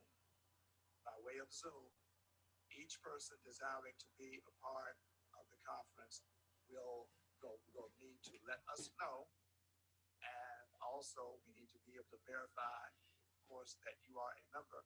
And then on the day of the conference, on Wednesday, the 16th, you will be given the actual Zoom invite information, the passcode. And we're not going to say the passcode because you don't know who's watching right now and who can hack. And so that is the way that we will be conducting our church conference on Wednesday, December the 16th at 7 o'clock p.m. Well, Thanksgiving is coming this Thursday.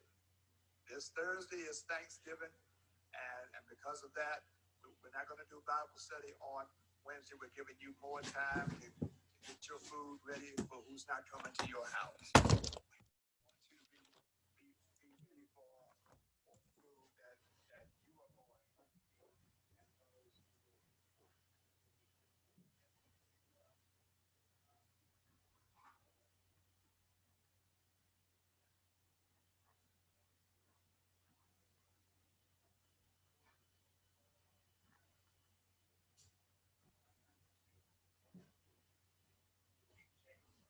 of the scriptures.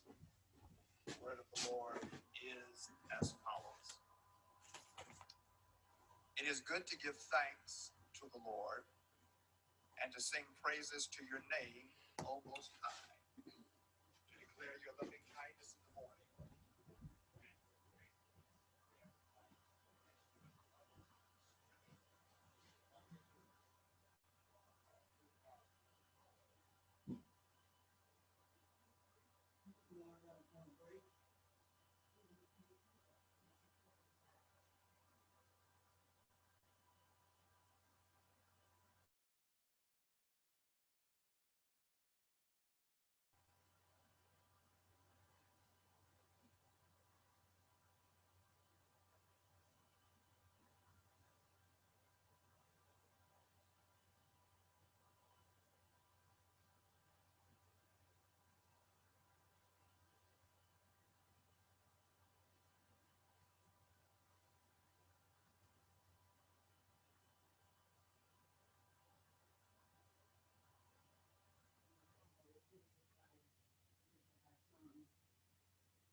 I'm gonna get back in 20 minutes or less.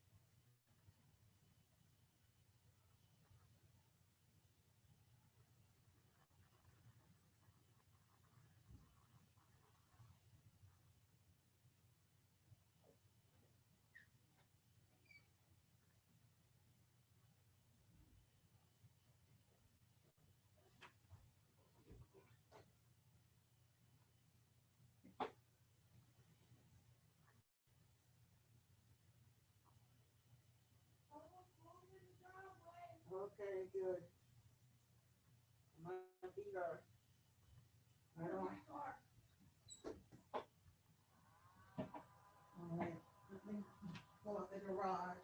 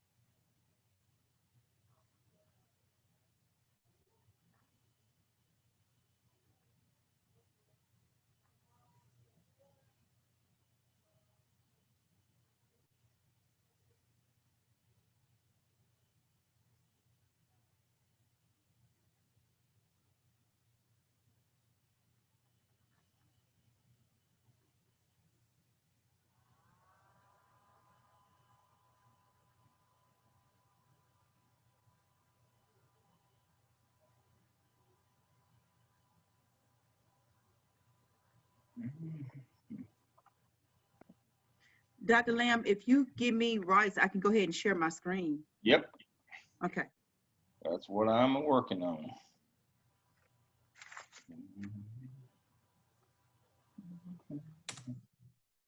Tawanda, you are not playing. Leave me alone, Kia. Okay, all right, okay. Leave me alone. Okay. Okay, I am the host now. You are the host. Share screen. Share.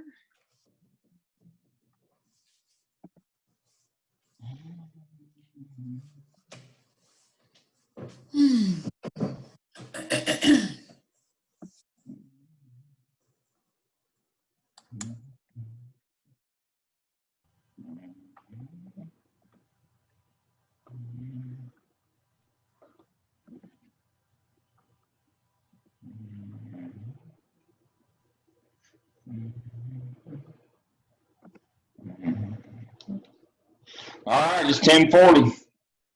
We're ready to roll. Wanda, start us off.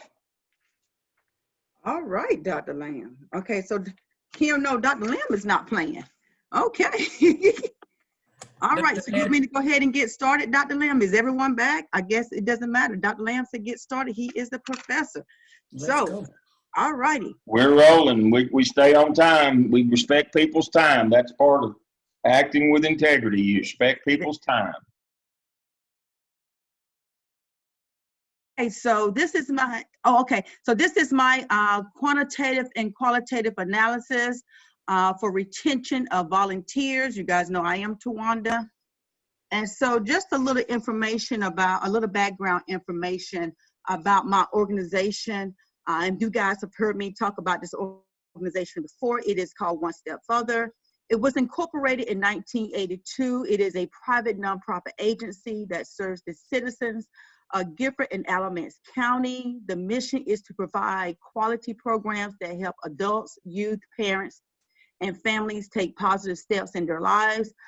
There are currently 13 programs that range from assisting adults and youth with medication, arranging court-ordered community service. They help individuals with grocery, healthcare services for low income and indigent civilians.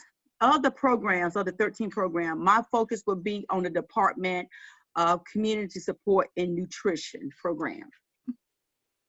So my executive summary at this time is that volunteers are the backbone of nonprofit organization, and as such, retention is an important challenge for many nonprofit organizations. And because volunteers do not depend on the organization for a paycheck, their commitment must come in different ways. Therefore, I will explore the culture and the leadership at One Step Further and their impact on volunteer retention. So my purpose, why am I doing this? Why did I choose this organization? And I asked myself that question when I actually approached Miss Susan Cox, who is my representative for this project. And my purpose is to try to help to improve the community, to help provide resources and opportunities for the individuals that come into One Step Further, especially they are the less fortunate. And so I just want to be able to provide them with tools and techniques so that they can go back into the community and just make a better community and a better, just better their lives in general. So that is my purpose and why I chose One Step Further. So my summary of my project timeline, I wanted to share with you guys this timeline so that you understand the methodology based on my research literature and how I arrived to certain conclusions. And so I started with fall 2019. I started with fall 2019 because I did have to change direction in my project. And so therefore I identified One Step Further organization and the challenging with Miss Susan. And we developed some of the SMART objectives. And as you know about anything with objectives, they change, especially now when we look at COVID. So we're still looking at those objectives. In spring of 2020, I had the opportunity, like you guys, to be part of Dr. DeFreitas' class. So I'll get to that in a second. So I apologize for getting ahead of myself. But with Miss Susan, we have sat down and looked at the financial budget, which was part of our one of the milestones. And looking at we're looking at the budget a little different now because they have made some cutbacks, like a lot of organizations, in particular nonprofit organizations, because of COVID-19. So I mentioned Dr. DeFreitas' class because we had the opportunity to do our culture change project.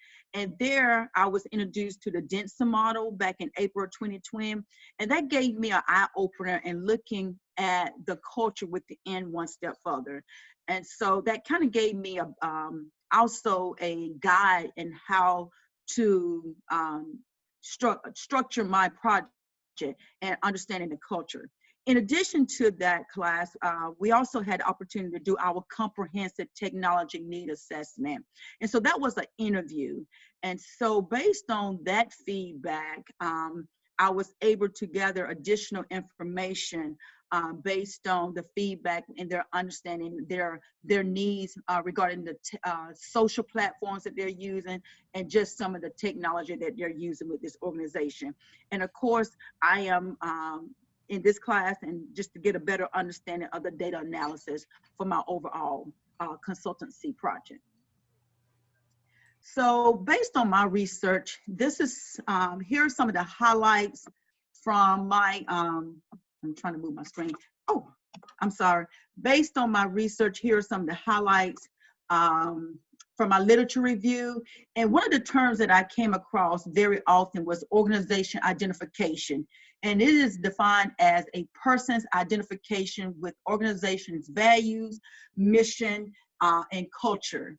And so also I came across a social identity, which involves people develop a sense of oneness with elements of their environment, such as the organization in which they volunteer or work. So basically what these two terms, in my opinion, what my understanding to be is that as a volunteer, you are going to associate yourself with the organization that best meet your needs, best relate or align with your values, and best relate to your culture that you are accustomed to. So within that literature review, I also came across some of the variables that engagement that is shown to affect some of the variables as it pertains to volunteers, such as self-efficacy, satisfaction with supervisor experience, the psychological well-being of volunteers, and last is the intention to remain within the organization. Why is it important to maintain?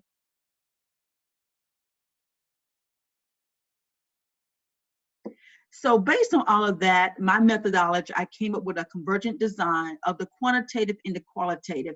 My quantitative will consist of surveys of the participants and the directors of One Step Further, the volunteers and the staff, I will also administer the organizational culture survey, which is the Denison model, and I will talk about that in a second. And the volunteer function inventory, also known as VFI. And that's more of the quantitative part. My qualitative would be more of my interview with open-ended questions. And these questions will center around or be guided by service and commitment. And last is the participants. Interviews with the staff, directors, and current and volunteers and past volunteers. And of course, my literature review and my own field observation.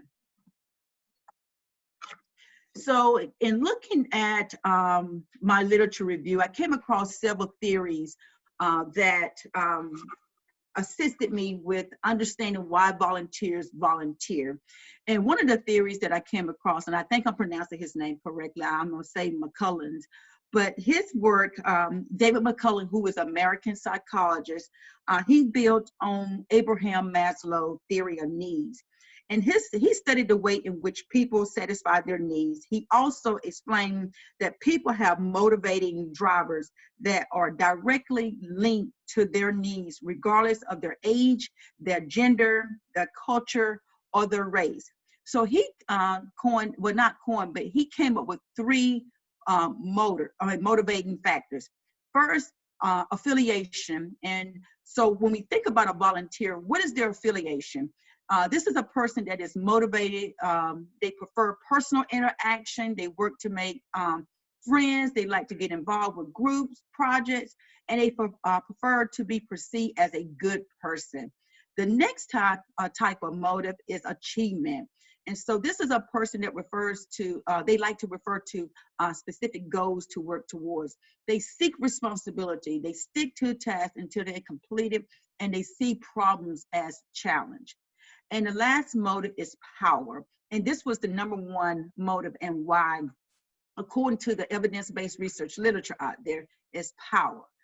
So they're motivated by the impact and influence on others. They can work alone or in a group.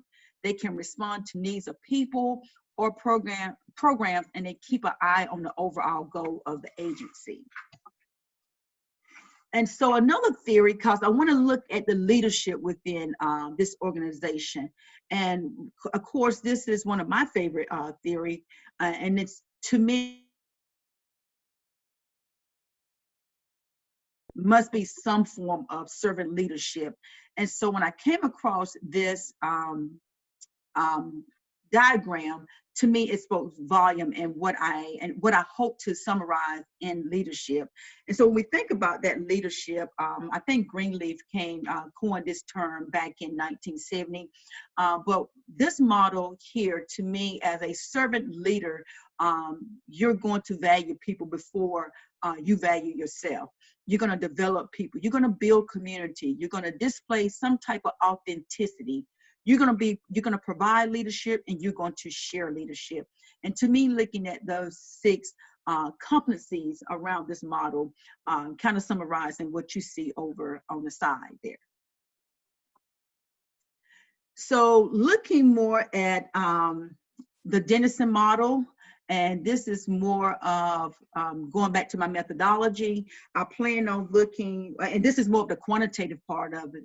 And I know you guys are very familiar with the Denison model. And so the Denison model assesses strengths in 4 key areas of your corporate culture. And here, those 4 key areas are adaptability, mission, involvement, and consistency. And with Denison, you're going to also explore those external and internal forces, as well as those flexibility and stability focus here. So for example, if you look at the external and internal focus on mission and adaptability, this organization may look at ways to improve their being more innovative. Or if you look at the flexibility and stability with mission and consistency, you're going to look at an organization with maybe a healthier culture, or a healthier stability within that culture. And so looking at my volunteer function inventory, I plan on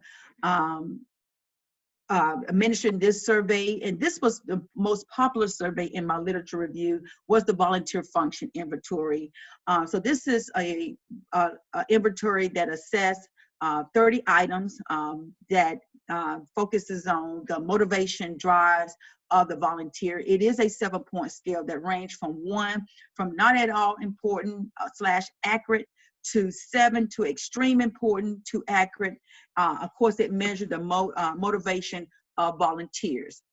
This scale is divided into 6 separate functional motives, which is protective motive, values, career, social, understanding, and enhancement. And so I wanted to kind of share some of the questions from this survey.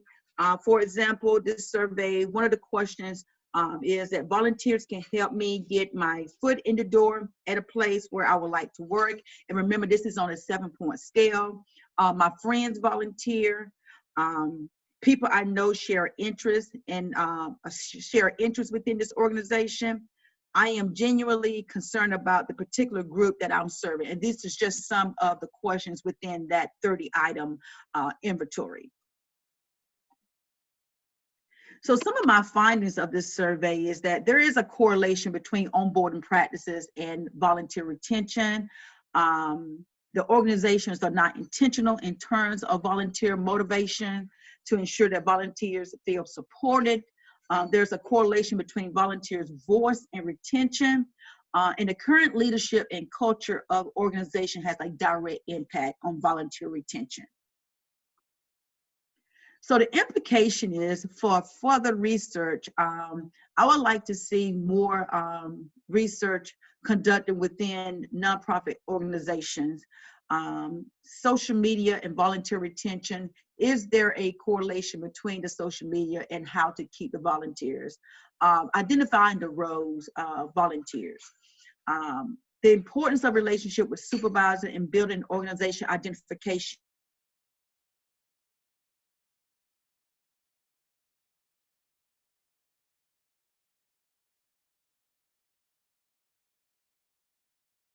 Like right there with servant leadership, and we know servant leadership is also similar to transformational leadership. And last, the mission statement and organization identification. How in tune are volunteers with the mission? How aware are they with the mission of the organization when they come on board?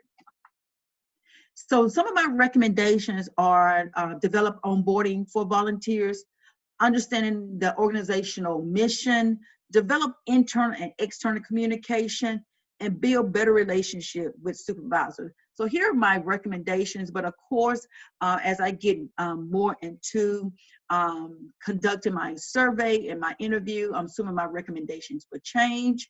And guess what? That's it. Any questions?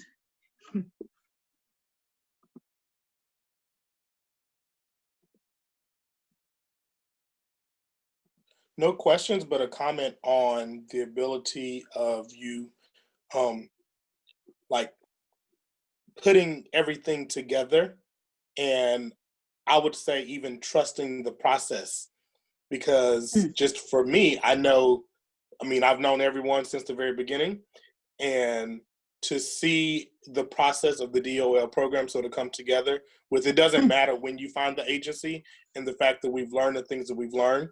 So I just want to say kudos, because it's amazing to hear and to see the connection. And you do a really great job at putting theory together with the practice. So that's it. Thank you. Thank you. Thank you, Donna. Can't hear you, Dr. Lamb. Better turn this back on. I want to cover a couple things quickly. A couple theoretical underpinnings of what Tawanda's doing, and I want to echo Donald. You've done an excellent job putting it all together. Oh, thank you. The notion is the 5th course, this course puts together the first 4, all the learning that you've done, and this is an excellent example. Thank you for that, kicking us off. You have shown how this is supposed to work. A couple of theoretical underpinnings of things that we've talked about this semester as reminders for all of us. Organizational identity goes back to Getzell's and Gubler model of social systems. What we have for you to do every day has to be what you want to do, whether it's employees or volunteers. What we have to do, the mission vision, has to match what you want to do, the reason why you showed up. And so you not only have to vet people that you hire as employees, that they're not just there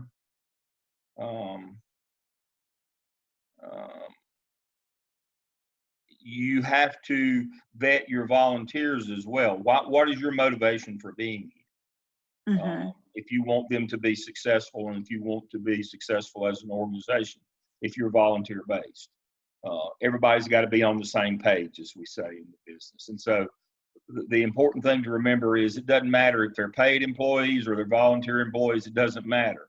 Again, that social system has to be there. What we have for you to do every day, our mission vision, has to be what the employee or the volunteer wants to. And if that's not the case, if they're there for a different reason, you will not be successful as an organization. That's one of the theoretical foundations of how organizations work.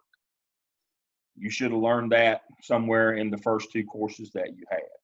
The other theoretical foundation that Tawanda has explored today is Hertzberg. Frederick Hertzberg talked about hygienes and motivators. We now call them satisfiers, dissatisfiers. I think we covered that in terms earlier in the semester. Again, it goes back to you understand that people derive their satisfaction, employees or volunteers derive their satisfaction from the work. You as the leader cannot be a satisfier. Let me say that again. The leader cannot be a satisfier. The satisfaction has to come from the work. Goes back again to Getzell's Goober. But here's the part that you've got to understand and why you've got to be a servant leader. You can be a dissatisfier as the leader. People don't leave bad jobs, they leave bad bosses. While you can't be the intrinsic motivator, you can't be the satisfaction. The work has to be that for employees or volunteers. Doesn't matter if they're paid or unpaid. But you understand if you're not a servant leader, you can be a dissatisfier and you can run good people off. Those are the 2 theoretical underpinnings of what Tawanda is doing. And we've covered both of those this semester. And so you've got to understand in that social systems model, which is of organizations, how these 2 things play together. That the work is what motivates people to be there, the mission vision, and that's how they derive their satisfaction.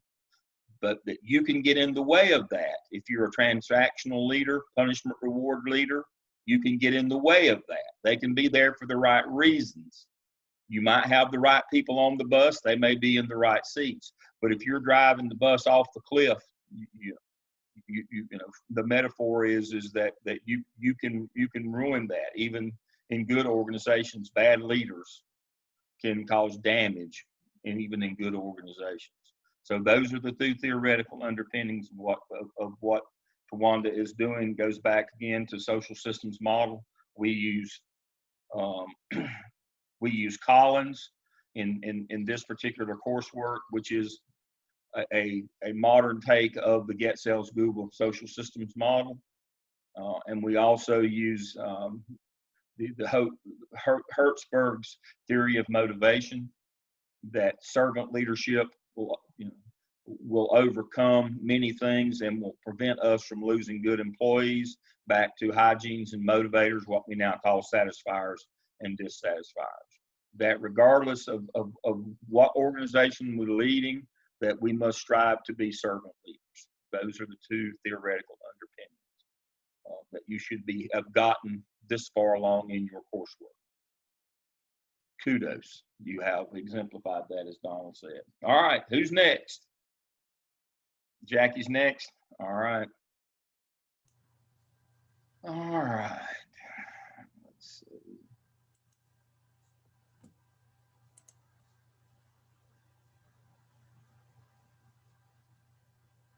Can y'all see? Okay. Yes, Jackie. Yes, we can see it. Okay. So I'm looking at building healthy health and safety initiatives in a faith-based organization. Come on to the next slide. Okay, a little bit. The church has always been an integral part of helping the sick in the community. It has always been a place for healing. Churches do a very good job with Christian education, but how much does the church provide health education to better the lives of those that they teach? Today, the types of health programs, what type of health programs do church really provide?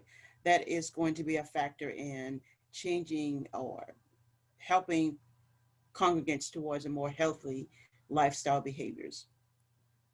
So this report, we're trying to assess how Moore's Chapel, AME Zion, actually their capacity and knowledge to provide health and safety initiative to the congregation using the faith-based organization capacity inventory survey. It will also assess how congregants feel about the church providing health promoting activity and also using a health needs assessment. Go back. Health and needs assessment to see how the church and the congregants connect together with wellness and spirituality, and how the congregation wants the church to provide more health-related activities. We know that there are a lot of social determinants in health, and if you don't have a healthy congregation, then you don't have a healthy church. Then it also goes back towards being able to volunteer. If you're not healthy church members, then you can't really have those social programs that you really do want to be a part of or have the church be a part of. Some of my literature review goes back to health and faith goes back to biblical times. When you're thinking of in Acts 6, the diaconal ministry, some people refer to Stephen's. We have now carried that on to some of the health cabinets or health ministry in the church. And it is provide not only the health of the needs, when you like the physical health, it also provides some of the emotional health when you're dealing with grief, some of the emotional health when you dealing with counseling. Part of my church do have, even though this is not my church, we do have it kind of broken down into not only the health part of it, but also the mental health part of it. Even in the New Testament, we hear of the church tending the needs of the people. Now we do have parish nurses, we have health ministry cabinets, and we've seen that help in the community. There are organizations in the community such as Atrium Health that actually have parish nurses, and we also have Novant Health that also have their community health promoters, and it's more of a health cabinet parish nurse within the community to promote healthy behaviors. And the importance of the health ministries of the church, to the church and to the leaders of the congregants. And literature also shows that improving the health screening also would change the lifestyle behaviors of the congregants. And wellness encompasses not only just the spiritual, emotional, physical. The research questions sure not have narrowed down, so I may need some support in making sure my question is correct. How important do congregants feel that health information should be shared as part of the Christian education through church-sponsored programs?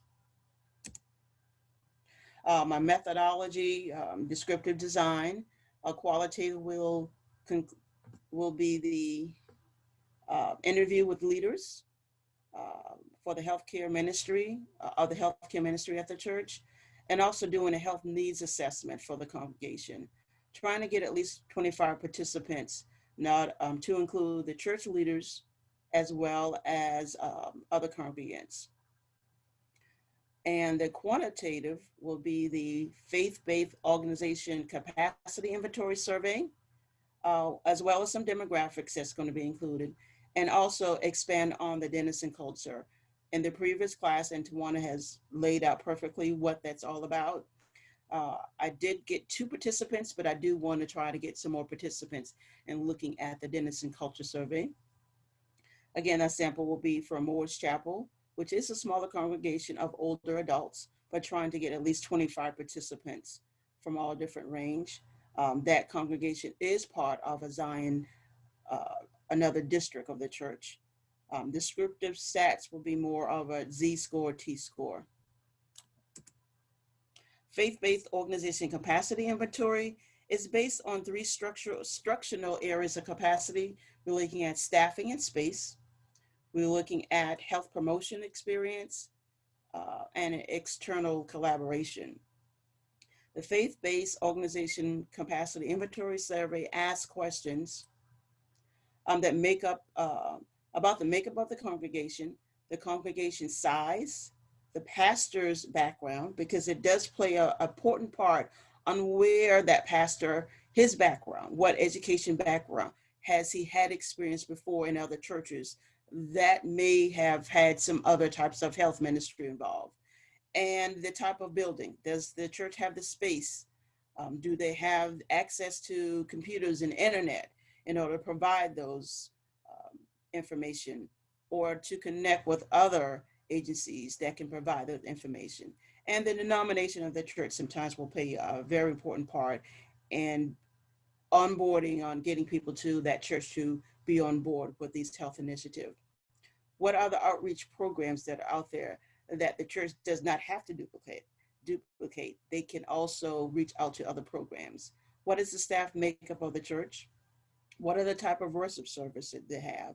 And if they do have a healthcare ministry, what really are they doing as far as the activity? You're looking at the church board. What is it made of? Or is it more of a collaborative? Or is just one person actually saying this is what's going to happen? And you're looking at your other committees and ministries involved, as well as collaborating with other churches. Again, why duplicate something when there's other churches that are effectively doing the same thing? The faith-based organization capacity is assessment that gives a picture of the factors that influence the initiation of continuing health and wellness and education-based, as well as the organization's capacity to do so. And this survey is somewhat of a SWOT analysis. It can decide who to partner with for health promotion information and to plan the health promotion initiatives. Some of the things that we're recently doing in my church is actually taking some of those health promotion and bringing it more to the people. Instead of having your traditional Bible study, then you have a piece that's promoted towards health. And it also helps identify those changes in strength that the faith-based organization's ability to provide ongoing initiatives over time. The needs assessment, again, will look at the demographic. What are the health priorities of the congregants? Maybe some of the barriers to health and wellness, being that it's an older congregation, are they able to come extra to come to listen to some of those presentations? Or do you have to put it more in paper form? Or use, again, make it part of some type of program that's already, the church already have. What topics are going to be covered? And what are the topics of interest? And that's going to benefit the church as a whole or the individual. What are support groups that are of interest? Are there support groups? Are the church dealing with grief and counseling? Do they have that? How are they going to make that available? And what are the best time to have these health promotion activities? And for the volunteers, those that you're going to ask to do some support with the organization, what are the areas that they are already currently work with? Meaning if they are on the job dealing with health, then maybe you want to recruit them a little bit more and being part of the healthcare ministry. They do not have to be a health professional. If they work in some capacity of health or have the desire to be a part, then yes, those would be definitely the people that you want to be a part. Part of the interview was gathering information on ideas on how the church incorporates. That's part of the 25 people I do want to try to reach. And how involved is the pastor and the leaders? What are some of the health topics that have been discussed in the past? And how were those topics discussed? and how important are health and safety initiative through the church. And when you think of health and safety initiative, I'm not also always talking about when you look at what are the risk factors for heart disease and stroke.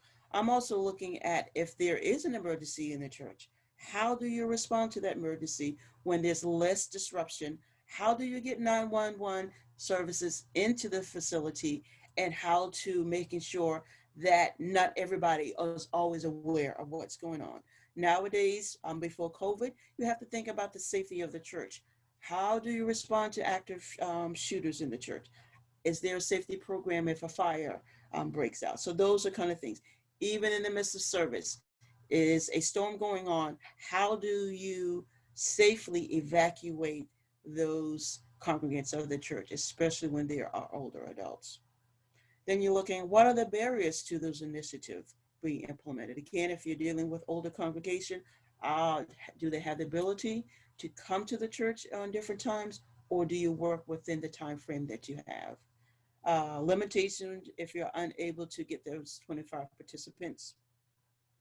And for some people, you may have to ask some of those questions, get all those seasoned saints, and get maybe someone else besides me or someone else that they don't have a buy-in to the game, so to speak, or, oh, I know that when I asked this particular question, it was from Sister Susie. They have no idea who Sister Susie is. Findings, hopefully we're looking at the findings. Is there a connection between spirituality and the health and health? Moore's Chapel Healthcare Ministry needed ideas on how to implement initiatives based on the church's routine and the age makeup of the church. The pastor teaches from the pulpit, and we know if there is always a push from the top, then the bottom or everybody will fall in to provide more health and wellness activities that encompasses the mind, body, and the soul. And also the health information needs to be simple, related to the age of the congregation.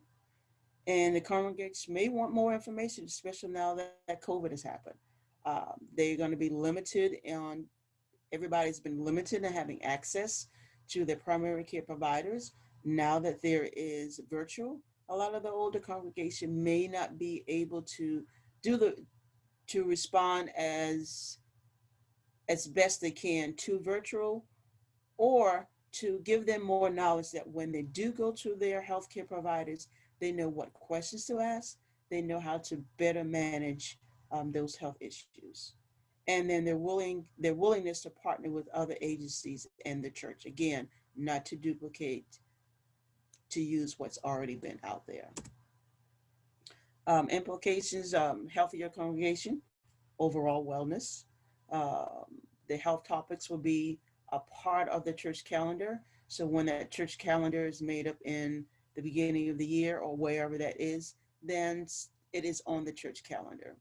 And to maybe utilize that semi-quarterly Bible study.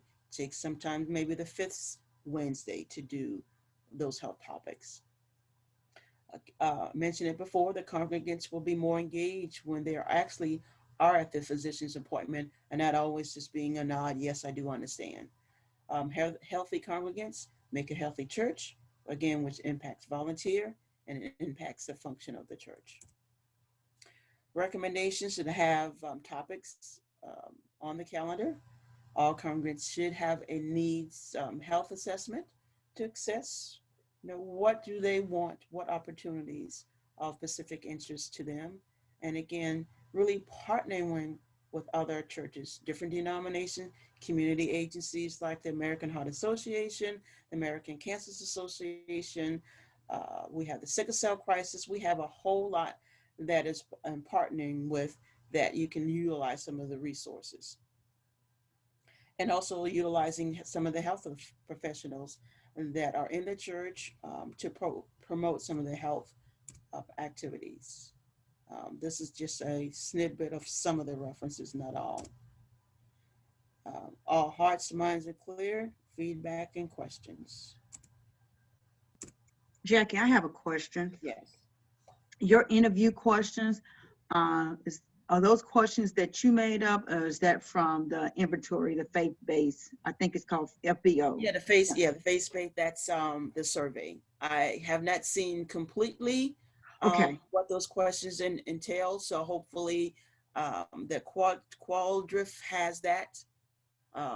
So I can get a better idea of what's involved. But according to those categories, it does involve staffing. It involves that capacity, what the church has. Do they have the internet services?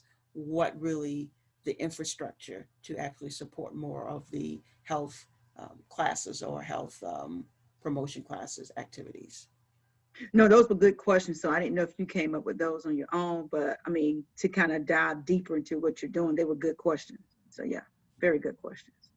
Okay. Any more questions? Particularly on my questions, I think my research question may change a little bit, but that's what I came up just right now. All right. If no more questions, we'll talk about the theoretical underpinnings of Jackie's study. There are two. The first is mission, vision, determine outcomes.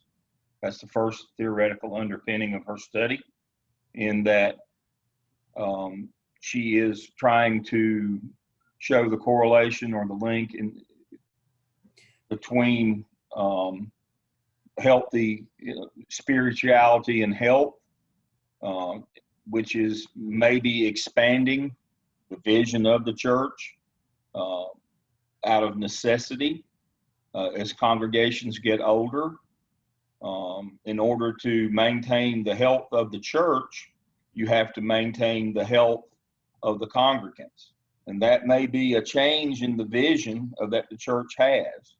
Again, the mission is determined by the client system, and you can't further the mission of Christ if you don't have anybody in your church, if they all die out. And so that's the first notion here, or the first theoretical underpinning is mission and vision.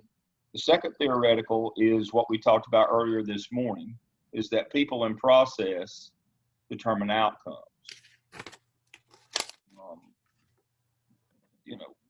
People in terms of their health, the processes that you have in place in terms of safety, security, bad weather, active shooter, the processes that you have in place, you take care of their health, you have process, you get the outcomes that you want. The outcome here being further the kingdom of Christ, furthering the word, developing spirituality. That is the end game, but there has to be a way to get there. And so those are the two theoretical underpinnings. Again, I have the Denison survey already queued. I can share it with you, and then you get the information back.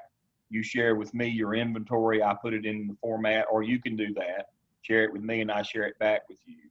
And we can collect this data, and then we can do the analytics in Qualtrics. Okay.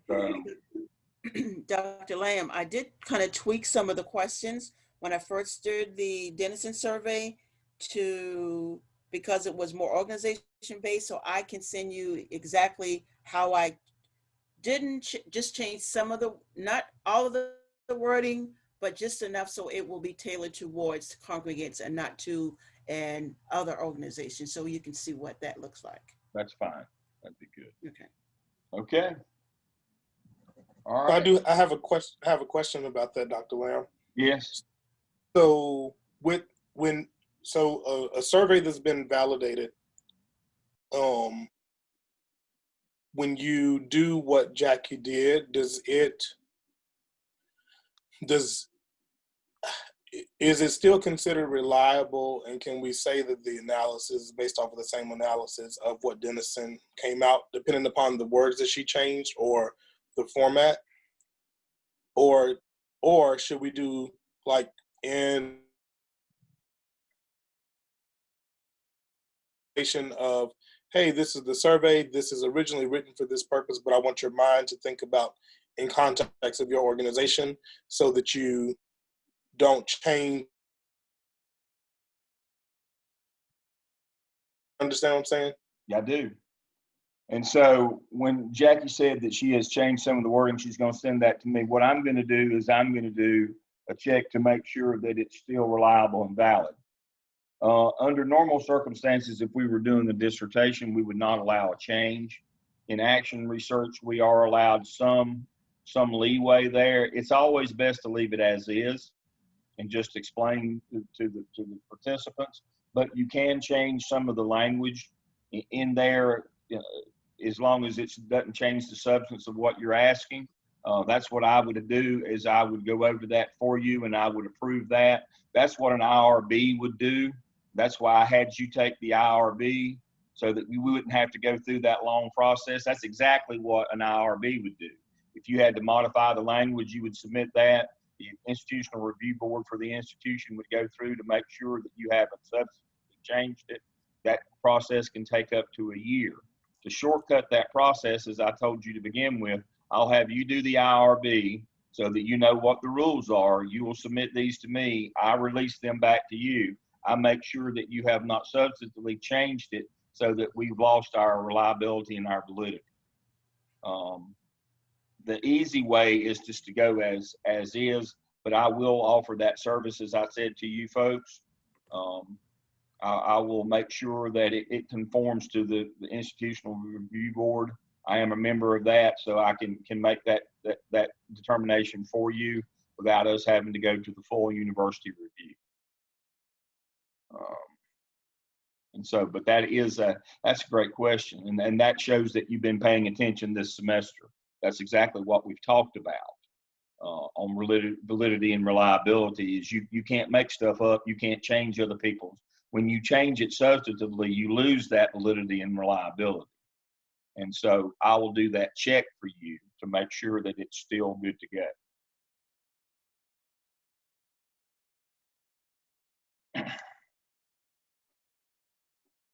All right, who's next? So Kim's next. I saw her hand up first. There she is. More. I Shows need to make nothing. it the host. Okay, let's see if I can do this. Oh, there it is. While Kim's getting set up, Dr. Lamb, anywhere will we ever talk about community-based research? And if we do, cool, I have resources for it. But if not, do you think that could be something that can be added somewhere within our, I don't know, within the system of all of our courses? Well, what we do, Donald, that's again another great question. What we do is when we get down to the end, we add that for individuals. I work with you individually on that in your methodology. When you start doing your executive summary and putting some of those Yes, sir. materials together. Okay. But you know, our design, we're looking at a review right now of each of the courses that's rolling through. We met Thursday night of this week. Jeff called a meeting, and we're starting to review the courses. And the issue becomes, that's a substantive change. That would have to be approved through all the channels. Jeff and I met Wednesday and talked about things like that. We're going to do some substantive changes. This course is the only one that's going to go through a substantive change in terms of student learning outcomes. And what's actually going to happen is what's on paper for this course is going to look more like what we actually do. This course was built around, they took the qualitative and quantitative, the research semester from a traditional, the LS program that produces a dissertation, and submitted that. I have modified this course to make it fit consultants because the first several cohorts that came through were not being successful in their consultancy projects. That's how we got the lady who determined from her project that 2 people can wash twice as many dogs as 1 person. That's what that led to. I can't make that up. I wish I was making that up. That was what she found from her consultancy project. And so there has been a push specifically in the last 3 years to change that. And so I have revamped this course. We're going to do it formally now and submit it to the university. And we will add that component, but for right now, until I get that change formalized, and of course, this course doesn't roll up for review until next fall, fall 21.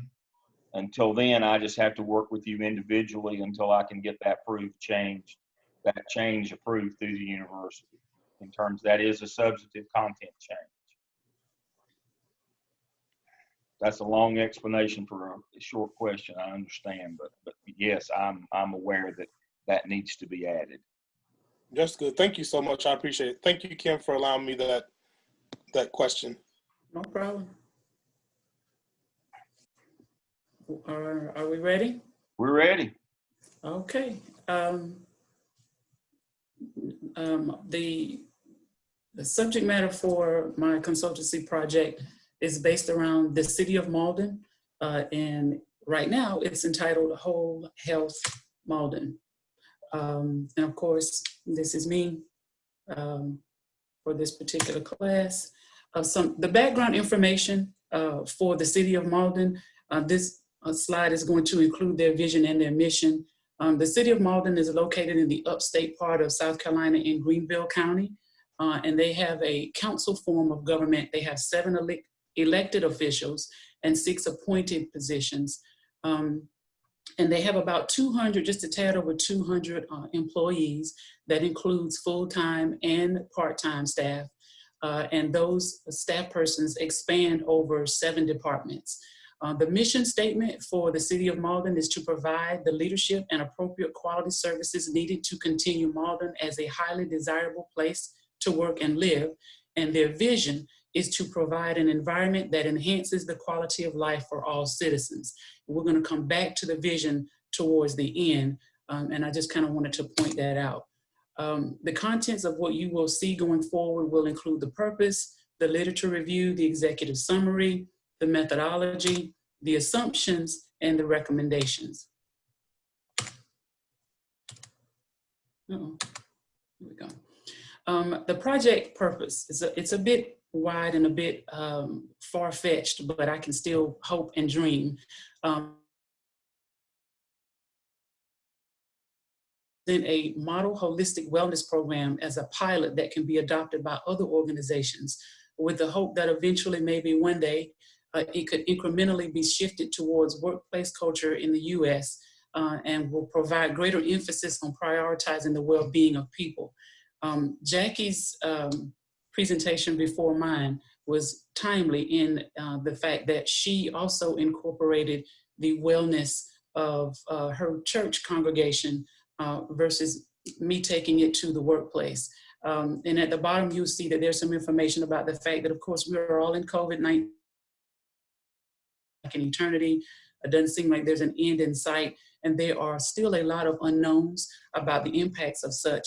And so I wanted to take the opportunity to kind of do a deeper dive into the impact of COVID-19 as it pertains to bringing more awareness to the well-being of the workplace, because the workplace is one of the places that has been affected very greatly by this pandemic. And the term well-being, you'll see well-being, you'll see wellness. Well-being and wellness, as I will talk about briefly a little bit further, the difference in the two. Wellness is more associated with what employers will usually offer in the form of a program. My objective is to take it a little bit further and focus on the well-being, meaning the physical, the mental, the emotional, social, financial, and spiritual wellness of the person versus just focusing on the physical aspect. 1 second. Okay. In regards to my literature review, can somebody tell, I don't know how to put, wait a minute. Hold on. No, that didn't help. Sorry, hold on a second. I'm trying to figure out, because I can't see how to move. What are you trying to do, Kim? I'm trying to, okay, there we go. Can you all still see me? Mm-hmm. Okay, great. All right. Yes. In regards to the findings during my lit review, program participants in HWPs, which is the Holistic Wellness Program, increased by 62%. 56% had fewer sick days. 30% reported that the program helped them detect a medical issue that they would have otherwise not been aware of. I spoke a second ago about the emphasis on the difference between wellness and well-being. The fact that wellness kind of focuses more on the physical condition or a particular illness, whereas well-being is more concerned about the overall wellness of the person, kind of like that mind, body, and soul. The contributing factors for the non-use of the program flags were the cost of it and the fact that it was inconvenient. Most of us aren't motivated to take care of ourselves, especially if it's not convenient. And so one of the two of the main contributing factors in the lit review was the fact that it is costly, or it can be costly, and that it's not convenient. And also that many people feel that the traditional health wellness programs that are usually offered by employers, which are things like your weight loss, your nutrition, exercise, your biometric testings, and things like that, are sufficient, that as long as they get those things done, that's enough, and they don't feel the need to do anything other than to take care of that aspect of their health. The executive summary is simply to examine the relationship between traditional well care that's offered by most employers, the concept of holistic wellness, and then the impacts of such. The methodology that I intend to use is under the umbrella of convergent design, which will encompass quantitative and qualitative. The quantitative method that I plan to use as a survey, the participants of such will be the employees of the City of Malden. I plan to use the Denison survey. And the qualitative method will be interviews, and the participants will be the leadership staff. And I chose the leadership staff for the qualitative simply because they have more internal knowledge about the inner world constraints. And so I plan to interview the leadership staff, and the type of questioning will be open-ended and non-judgmental, with the opportunity for follow-up for additional information if that's needed. And then the sample will be a mixture of individuals from the various departments. They will include differences in age, gender, marital and financial statuses, and of course their job titles. The quantitative method, I plan to use the Denison survey, and again, the participants will be the city employees. And we've already talked about the Denison culture survey and what it measures. The plan is to email the surveys to the participants. Then the results will be collected, assessed, checked for reliability and validity, summarized, and then shared. The qualitative method will be interviews, and again, those persons interviewed will be the leadership staff, and that's because they have more budgetary knowledge and they know more about the city's limitations. And what I'll be looking for is to find out what it is that they're trying to solve, the areas that need the most impact. And again, the questions will be open-ended and non-judgmental. They will allow for follow-up for additional details, and then the data will be shared and provided, and the recommendations will be provided. The assumptions are broke down into 3 C's: connection, cost, and culture. The first C will be connection, which is people don't readily make the connection between holistic wellness and work performance. And therefore, they don't see it as a need to be addressed outside of and apart from the workplace. And so we're moving on to the cost. I talked about that a little bit earlier. Most insurance companies don't cover the cost of most holistic wellness programs. So therefore, the employees can't afford to participate or engage in one.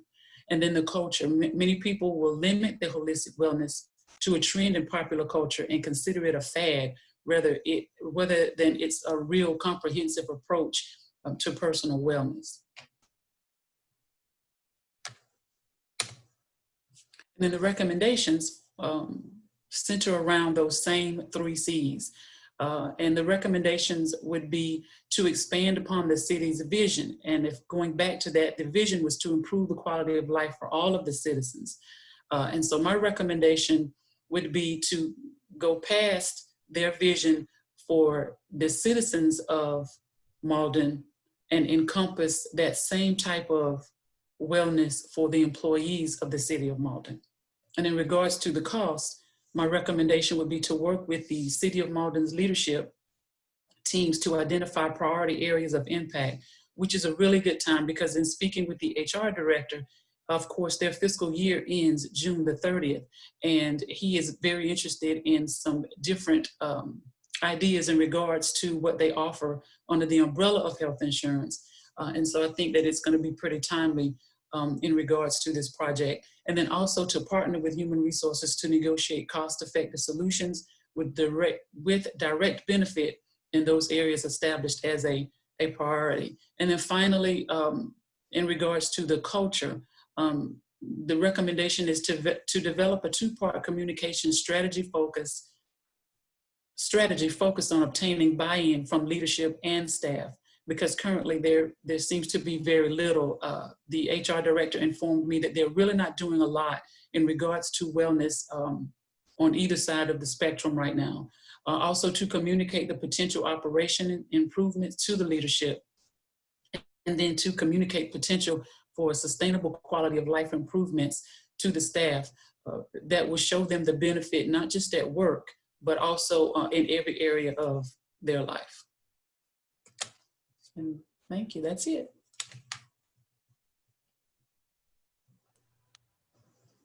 Question for you, Kim. Of course you do, Jackie. Okay, so in reference to the cost, is there a possibility you can ask them, is that with the budget that you partner with an organization that can come out to the job, maybe to do massages or to do some kind of other type of activity, so employees can actually say they're here from 10 until 2 or 10 until 3, and so employees can come on at different times to be able to participate in some type of wellness. Yes, actually, Jackie, they actually have a company that they partner with. They actually take more care of the medical aspect, but in speaking with the HR director, their budget is such that they have quite a bit of wiggle room to be able to provide services as such. So that's definitely something that I'm thinking about. So it's funny that you said that. Okay.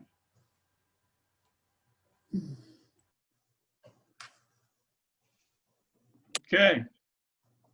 All right. Theoretical underpinning of what Kim is doing, and this is timely due to COVID, is the overall holistic, more of an Eastern view of medicine, as opposed to the more Western view of medicine, which is just the physical. Eastern view of medicine, what we normally refer to as holistic medicine, mind, body, spirit, which then circles back to the theoretical foundations from Maslow, what people need,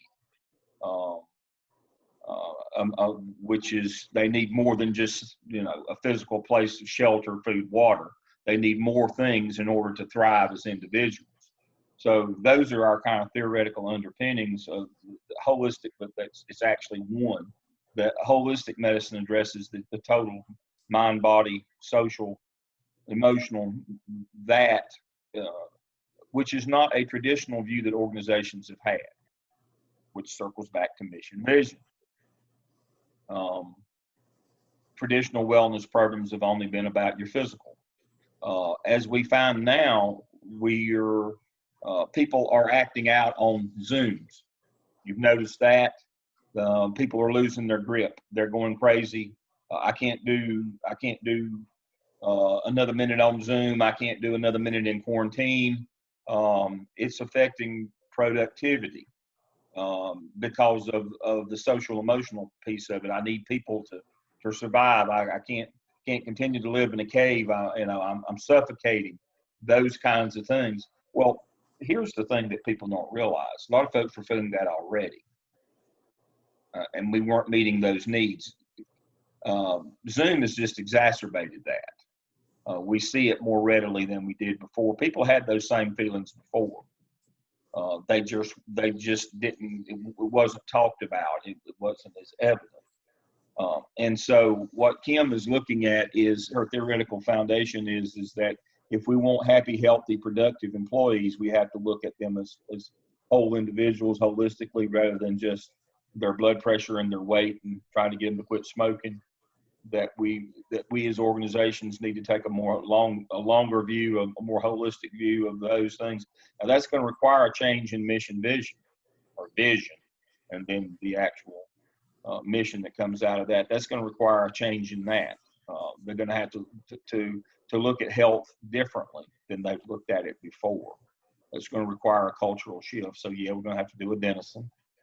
We're going to have to look at some of those kinds of things.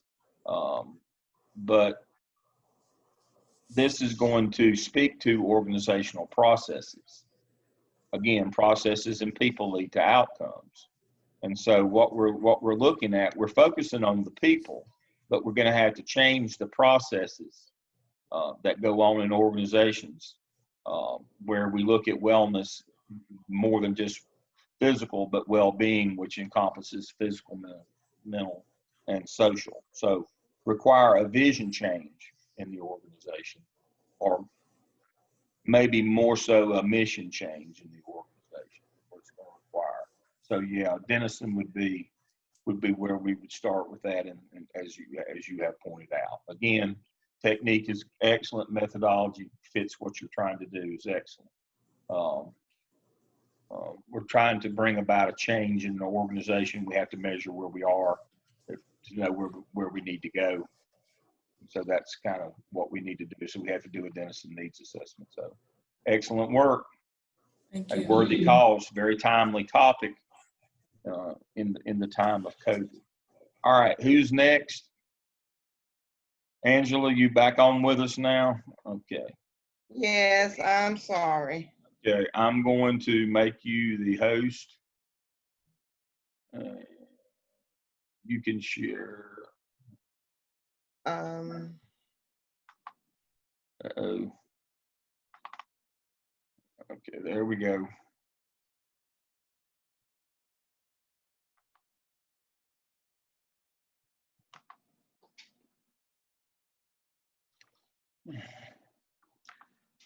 okay. Quantitative qualitative research project on Franklin Granville Van Smart Start, Inc. So the background information, Franklin Granville Van Smart Start is a tri-county nonprofit organization established in 1997. The mission is to advance quality care for every child from birth. It works with local agencies to provide services to children and families, and it works with local agencies to identify resources and programs. Give it its name. 20 employees are on staff, 2 of which are administrators. It serves a diverse population and tries to reflect that diversity in the organization. The ethnicity of the staff is 6% German, 22% Caucasian, and 72% African American. The majority of the children served in all 3 counties are African American.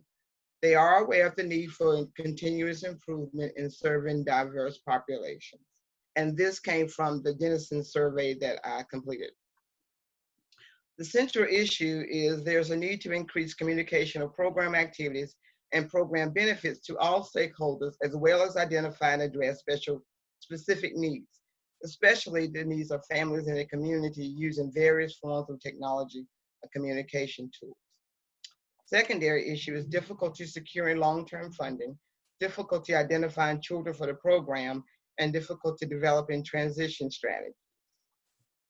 The problem study statement is how can this organization better assist families and children with the transition between preschool and home and kindergarten, or provide kindergarten readiness to enrich the lives of children, supporting them in being productive citizens. The purpose and scope. Partner with the nonprofit to assist in achieving their vision and mission. Consult with the organization to assist in goal implementation. Complete a SWOT analysis to determine the needs and use and use my skill sets to assist. Identify the strengths, weaknesses of performance indicators over time. Compare 3 years of data to determine a needs assessment, and use opportunities to provide strategies to address identified weaknesses. The strategy is the process of child find is crucial to locate children, families of these children in order to provide and support equitable opportunities for learning. The mission of the organization is to advance a quality, accountable system of care and education for children starting at birth. Methods to assess and evaluate program performance is necessary to address the mission of the organization. Gathering, disaggregating, and evaluating data using qualitative and quantitative means with the use of Excel for charting and creating forms. The methodology that I used was the convergent mixed design, which is the qualitative and quantitative, and the convergent parallel design, specifically triangulation, looking at qualitative and quantitative, and then looking at the results of both of those. So with the qualitative, I had interview questions, direct observation, and written documents. I was able to do direct observation by visiting the site prior to COVID-19. Interview questions, I personally interviewed the director of the organization and the director of program. Quantitative data, the survey results, and the interviewer programs review that was done by a consultant, outside consultant for the agency. The rationale for the data collection methods was a focus group. 4 participants, the program director, the program manager, the finance officer, and the stakeholders, and with different perspectives based upon job responsibility and the title. Perspective from grant resource providers in the community. So those were my focal group members. Online survey of staff and parents, but due to COVID-19 and staff not in the building regularly, I wasn't able to survey them, so I will have to do that online. The activity with parents and children have ceased on to online information. So this is the copy of the data, the survey that I came up with and got approved from the organization to send to the parents. It was in the process, before COVID, I was in the process of going and visit the facilities with a member from the organization so they would know who I was, to introduce myself and give them this survey for their parents. Because of data sharing, privacy rules, they're not able to do so. So that communication is a big problem for them. The qualitative survey questions that I will be developing to ask is, what is the mission of the organization? Do you believe this organization is meeting the needs of the children and families served? Do you participate in the programs offered by this organization? What are the benefits of the programs? Are there any concerns? Is there effective communication with the organization? What or how is the main method of communication? Do you believe the staff is trained and qualified? Have you received training on how to read with your child? Does your child doctor visits include information about reading with your child? So the data analysis process will involve the year-end programs report. Given 3 years of performance data, compare the results and determine the performance over 3 years. So that was my goal, the process. Detailed findings were reported by 11 programs. The report is done semi-annually and annually on the progress of specific outputs and outcomes. The assigned program implementation score and program performance score measures on a 4-point scale, 3 to 4 range. Identify program errors of low performance.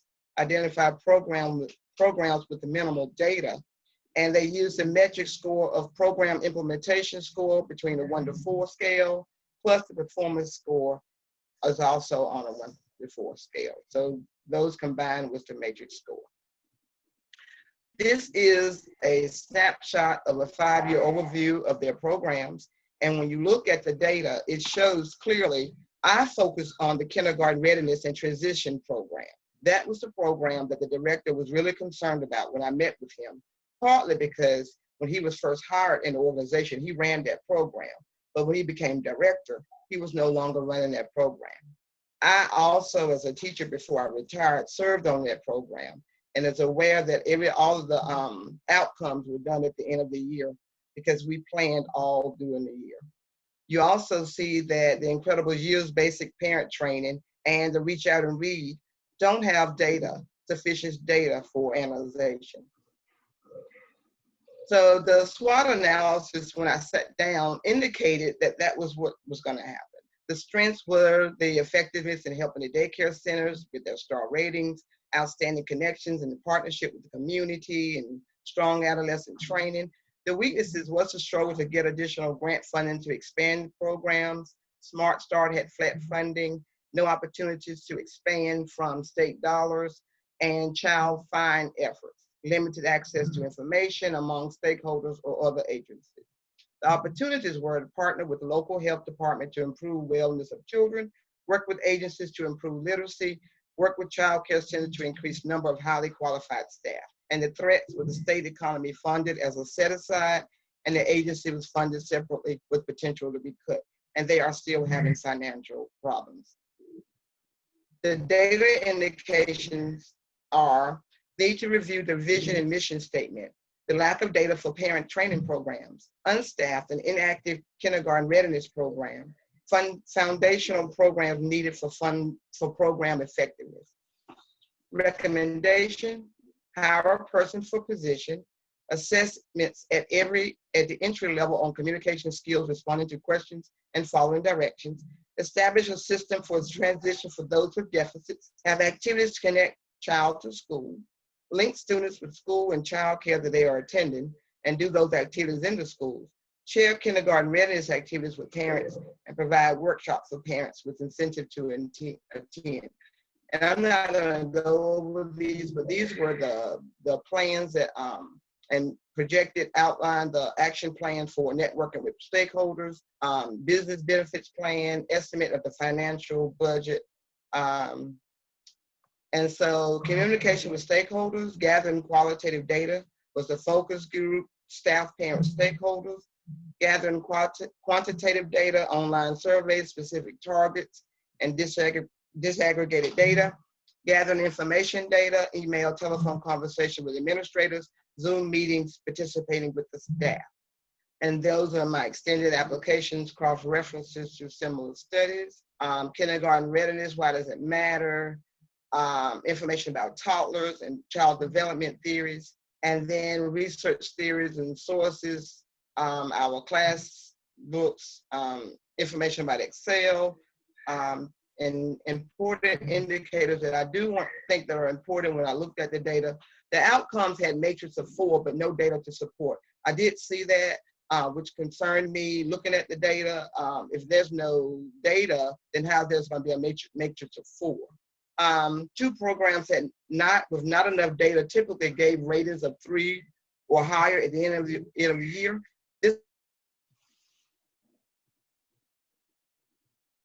These programs were discussed at the initial meeting with the director as a concern, so I knew, like I didn't want to have a bias, but I kind of knew where I was headed with this. Programs have difficulty, having difficulty were identified in the SWOT, and they involve parent engagement and required methods of effective communication. And the Dennison survey indicated cultural issues, which also indicated a problem, possibly with leadership, but I did not have the courage to talk to him about that. And areas of insufficiency in data, the survey of participants using learning activities to prepare children for kindergarten was not done. Implementation of strategies wasn't done. Team development plan wasn't developed. Basic training for parents in the early years, child development wasn't done. Parent increased knowledge of the importance of reading with children did not take place, and medical practices, including reading skills as part of routine well care, data is not received from that. So, any questions? I have a question, Angela. Yes. On your qualitative survey question, did you say that was for the parents, or was that for the parents? This is for the stake. This one? No, go back. Keep going back. Oh no, you're fine. I think that was for the stakeholders. That was for the parents. The people on staff, the board members, everybody who's affiliated with that organization, all the Okay. stakeholders. That's why I have to get Dr.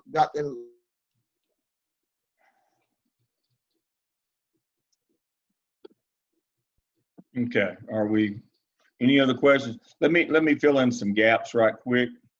In the Lake Spring every year, I don't know what's gonna happen this year.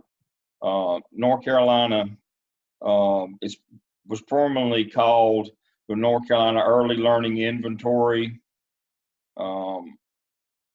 Formerly called it's now called NC Early Learning Inventory. It was formerly called Kindergarten Entry Assessment, but anyway, whatever you want to call it. In late spring, I did this for, 5 years when I was an elementary principal. You bring all the kids in who are going to enter kindergarten in the fall, and you do this assessment. The purpose of Smart Start is to get kids where they can pass that assessment, that they're ready to start kindergarten.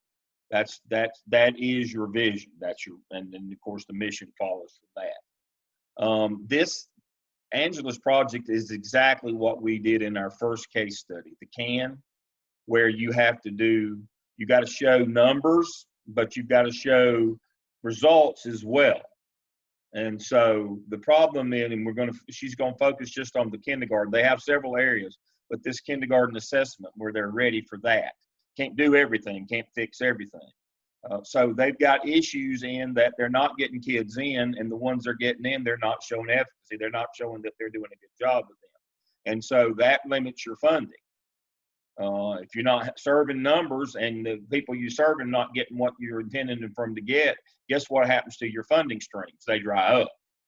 And so they'd like to get that funding back. They need a position back. But in order to get that funding, you've got to show, at least have a plan on how you're going to address those. And that's basically what Angela is doing through her project. Is she is doing exactly what we did in the CAN, where you have to develop metrics, where you have to show, how many people that I can serve people, that this is worthwhile from a cost benefit analysis, and also from a cost benefit analysis, I'm serving them well in that they can pass this kindergarten assessment. Because what we know is this, and this is the dirty little secret of public education. Kids that come to us in kindergarten that haven't passed the kindergarten assessment will almost all place in exceptional children's services. Whether they actually need them or not, it's based on their readiness rather their intelligence and ability. And guess what? It's racially identifiable. So that's what Smart Start's there for in this particular one. So again, our theoretical underpinning here it is really simple.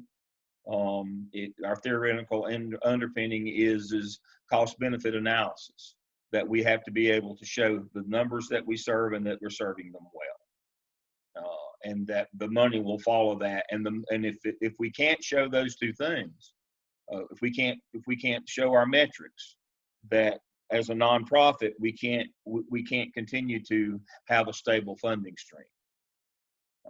And it goes back exactly to our first case study, because that is generally the reason why I have that case study and we do it first. That's generally the biggest problem that we have, is trying to show our benefactors the efficacy of what we're doing through our numbers and our quality. And that's exactly what Angela is going to attempt to help them with. So this is a textbook case of what a consultancy should be, where we've identified a problem, a need, and we are using the techniques that we've learned in this course to try to help them with that, to develop those metrics and to gather that data. This is a textbook example of what consultancy is. It flips all the switches, hits all the bells and whistles. Excellent job. All right, we got a choice to make. It's 12. We're right on time. We have 2 left. We can either take our break now, or we can push on through with Donald and Buku. It's up to the group. Push on through. Push on through. All right, that means we'll finish 20 minutes early rather than right on 1 o'clock as we attempt. intended. All right, Buku, are you going now? Yes, I am. I really don't have much to say. Well, I'll make up for you then, Buku, because I have too much to say. I see that you have shared with me on email. Are you able to share your screen, or do you want me to pull it up on mine? Are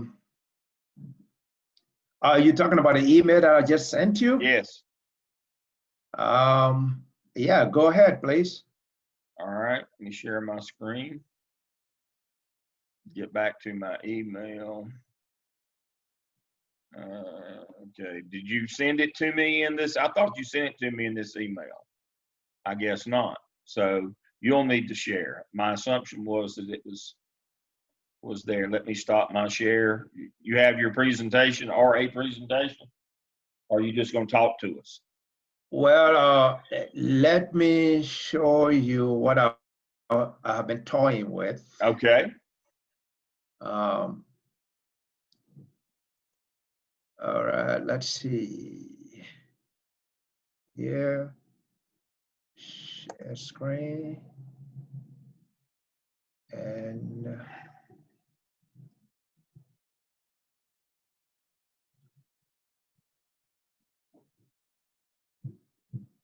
all right, I see you all. Can you see what I have?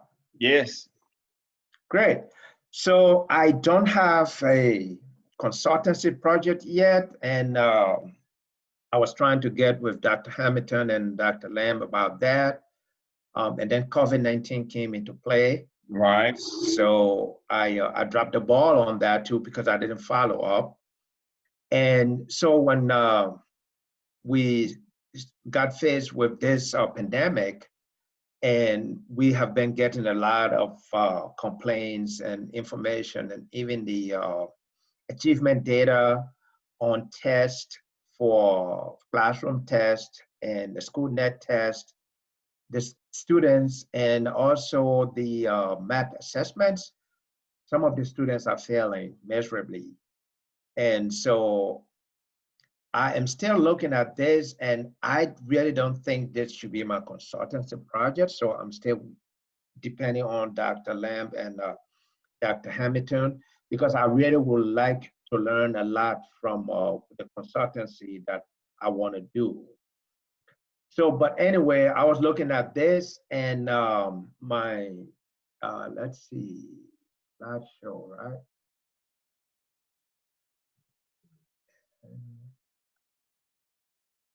So my research question was, what is the effect of remote learning on academic achievement? And I know that this is very broad, but we're seeing some negative effects. Right now, some students are actually telling their parents they would like to come back in the building. Some parents are opting out of what do you call it, full remote academy, and they want their kids to come back into the building. Just as some previous presenters said, it also has something to do with the social emotional learning of the student and the social well-being of the students also. So I wanted to look at whether this was really affecting their academic achievement.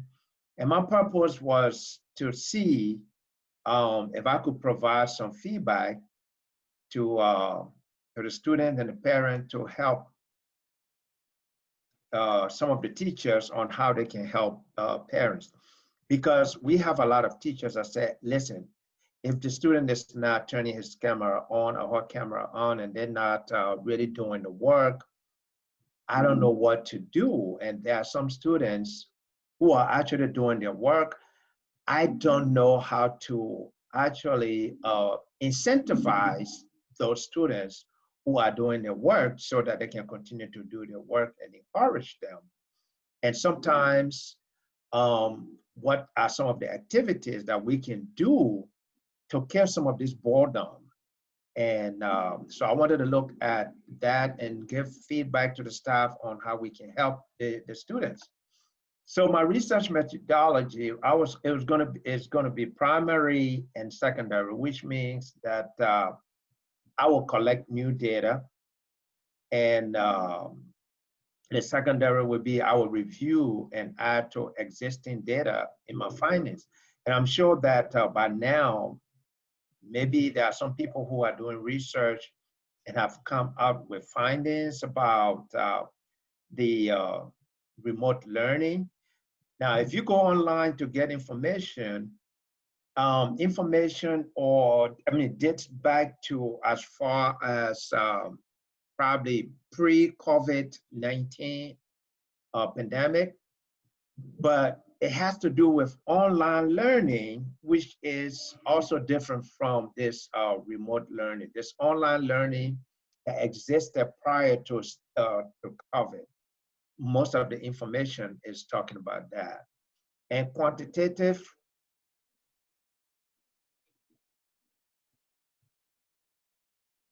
I will collect the data, and also I will review it and add to existing data to my findings.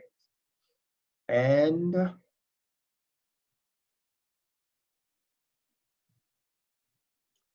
data analysis, I would like to look at the results, the responses from the students, especially, to see what are the common themes that that is happening in the homes, that are happening in terms of devices, in terms of what are some of the hardships that they're facing, and see if those hardships are actually correlated to the academic performance of those students. And quantitative, look at the failure and passing rate at the school, to see how many students are failing because of this, and look also at the demographic, and the socioeconomic status is also important in this regard, because you may have students who are using district provided hotspots, and how reliable are those hotspots. And you have other parents who are living in opulent neighborhood, and they really don't need district provided hotspots, and their children may be doing well. And it's based on socioeconomic, it's based on race. So I would like to look into that. And my research finding, I would use words to describe the responses, and I'll use graphs and chart. And I know that with the Dennison model may not fit in this area. Might be looking at other charts and other data representation that exists out there already. So I just wanted to present this out here to say that I was thinking about that, but I'm really not leaning in too much onto doing this. When Dr. Lam presented to the class prior to COVID-19, you listed some possible areas where we could do our consultancy project, and I was really interested in one of those areas, and I still am. So in the interim, this is what I have. Okay. This is a classic t-test.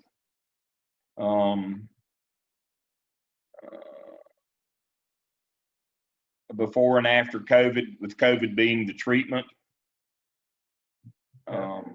We had the before performance, we had COVID, which is the treatment, the after performance, which is now that we're online, COVID being, and online being the treatment because of COVID. I mean, COVID was itself, but because of COVID. So the treatment is we've gone online. So we look at before and after, classic pre-test, post-test design in research. I think where this could be efficacious, where this would be of value, would be to show that performance has declined, but then to put together a focus group to come up with best practices to try to negate the negative effect of the treatment, which is gone online. I actually did that myself this spring because of COVID. And I'll give you a quick and dirty. And so, you know, I'm a program coordinator in another program at Gardner Webb. And we do have to do, we do clinical work. They have to do internships at their school. Well, we have a list of activities that they have to do. Let me share that with you. Let me cue this up right quick. Share screen, go, share, here.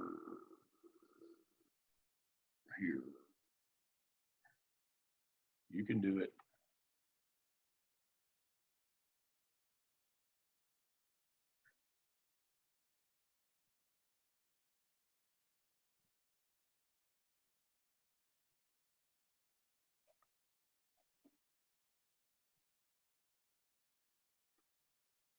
So I had to rewrite the clinical handbook, if I can get it to load, because here was our problem. Our clinical activities that students were expected to do, interns, address a small or large group of adults, conduct parent meetings. All these were based on being in school and being able to be face-to-face. And they have to get a minimum of 80 hours of these activities each semester. And all of them depended on A, school being open, and B, being able to have group meetings or be involved with people. None of which could happen once schools closed or when schools went virtual. And so what I did was I convened a group of our adjuncts who are sitting principals now in the business. Got together a group of 6 of those, had one to take the lead, and what they did was this: ideas for completing internships requiring during COVID during the fall, and came up with an alternative list of 30 things. I limited them to 30 of 30 things that they could do to still be able to achieve their objective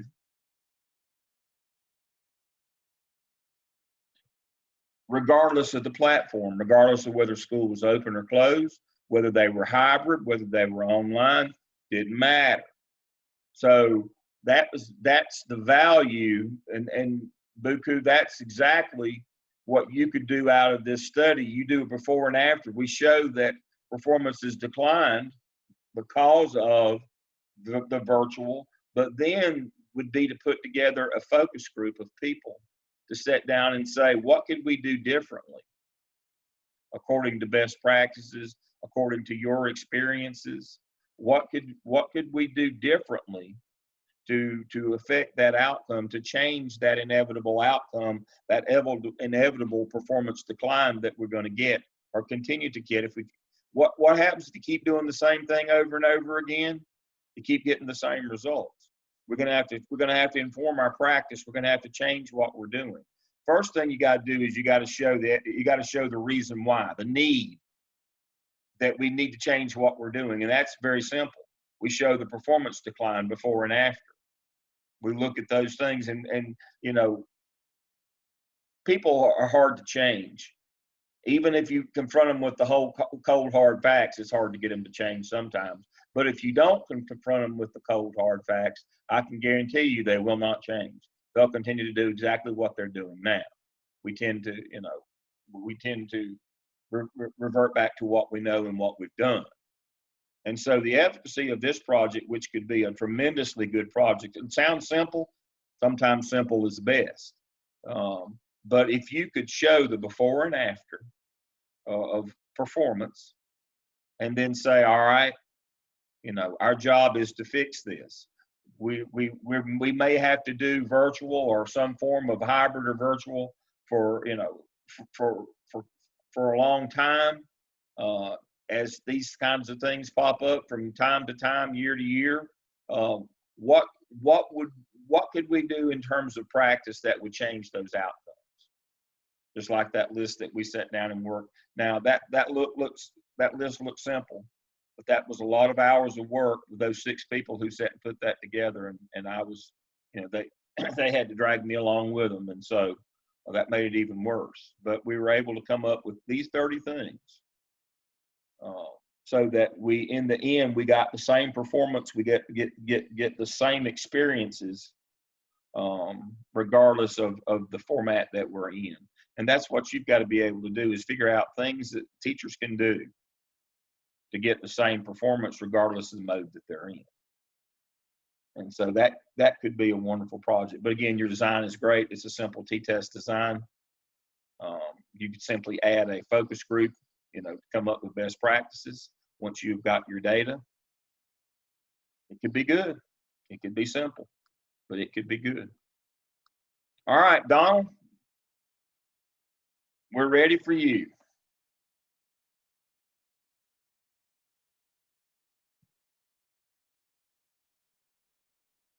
I have made you the host.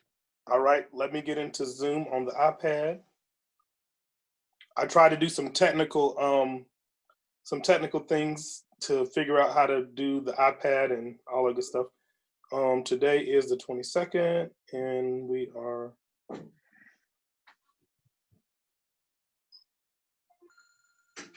Zoom. Woo. Okay. I'm getting into Zoom.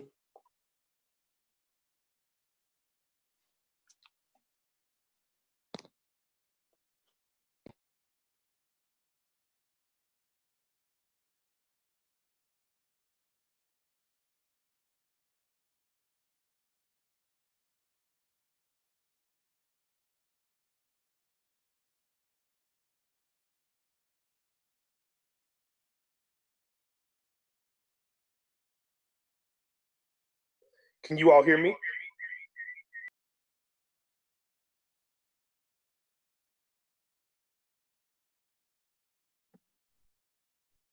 Yes, Donna, but it sounds like it's an echo.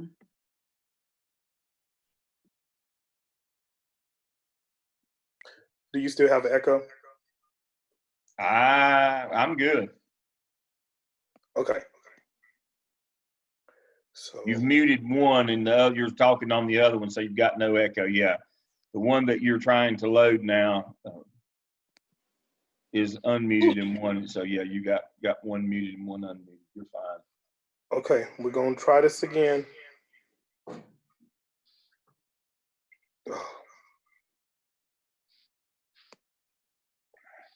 It sucks whenever you're trying to do something different that you don't even.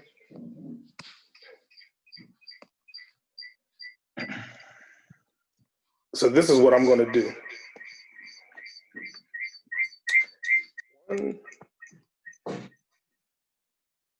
Mute that one.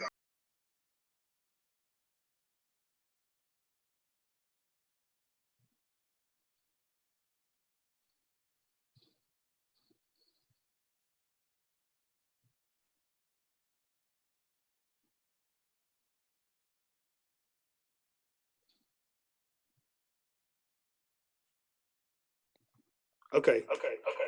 Oh, sorry.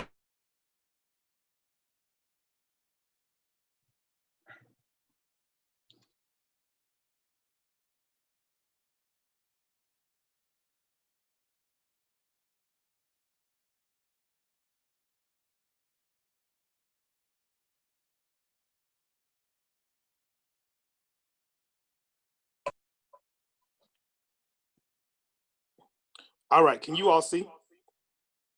Yes, we can. And is there echo? No, you're good. Perfect. Whoops. All right. So this is the low-tech way of presenting this presentation. So I can't even go back to my other slide. So who is Profound Gentleman? Oh, sorry, wrong organization. let's get back.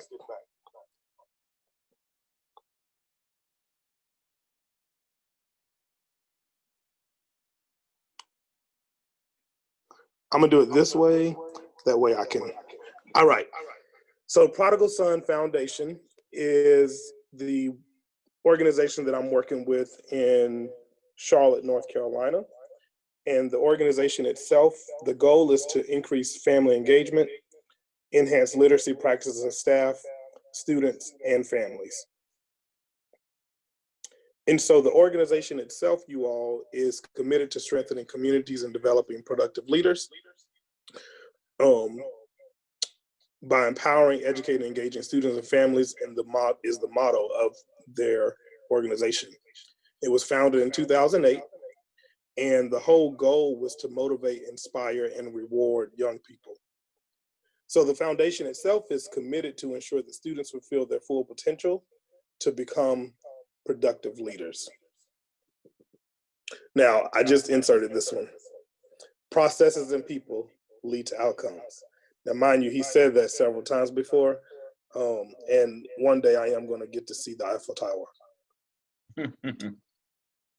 So the project goals that we have are identifying the perceptions by staff, students, community partners, and funders, external stakeholders on Prodigal Son Foundation to understand their impact within the community and schools served. They have a variety of programs, but the one that I'm going to specifically focus on is their literacy and parental involvement. And so we're going to analyze the parental involvement programming within PSF and the after-school program, looking at their literacy activities within the after-school program as well. And some people may be familiar with the 21st Century. This is the program that they run within their site. And they have one school right now in Governor's Village that they have been working with. And of course, COVID has changed that just a little bit. So we're going to also, the goals are to analyze staff training within PSF after school program, and then understand the board practices and procedures. All of this happened initially just from us talking about, some of the things that he thought that they were doing well, and from the conversation about things that he wanted to do, it actually aligned with the work that I love to do, which is parental involvement, literacy, and community engagement, and then board development. So our outcomes are to actually develop a strategic plan for the aspects that I mentioned that align with the goals. So literature-wise, there's a lot out there on all of this. So in my previous work, I have really been focused on literacy engagement, family and school partnerships, parents and literacy. This is one of my former advisors. Organizational culture and change, which has literally become the DOL program in my life and aligning it. Out of school programs, which research has done a lot out of North Carolina Center for After School Programs. And then community-based research, which is something that I personally am interested in and learned about right before I left Michigan, which I think it may have changed my life if I learned about it a little bit earlier. So this may be a little bit more difficult for you to see. Let's see if it's going to do it right. I could have presented this on my TV. So essentially, the triangulation design will be used using mixed methods.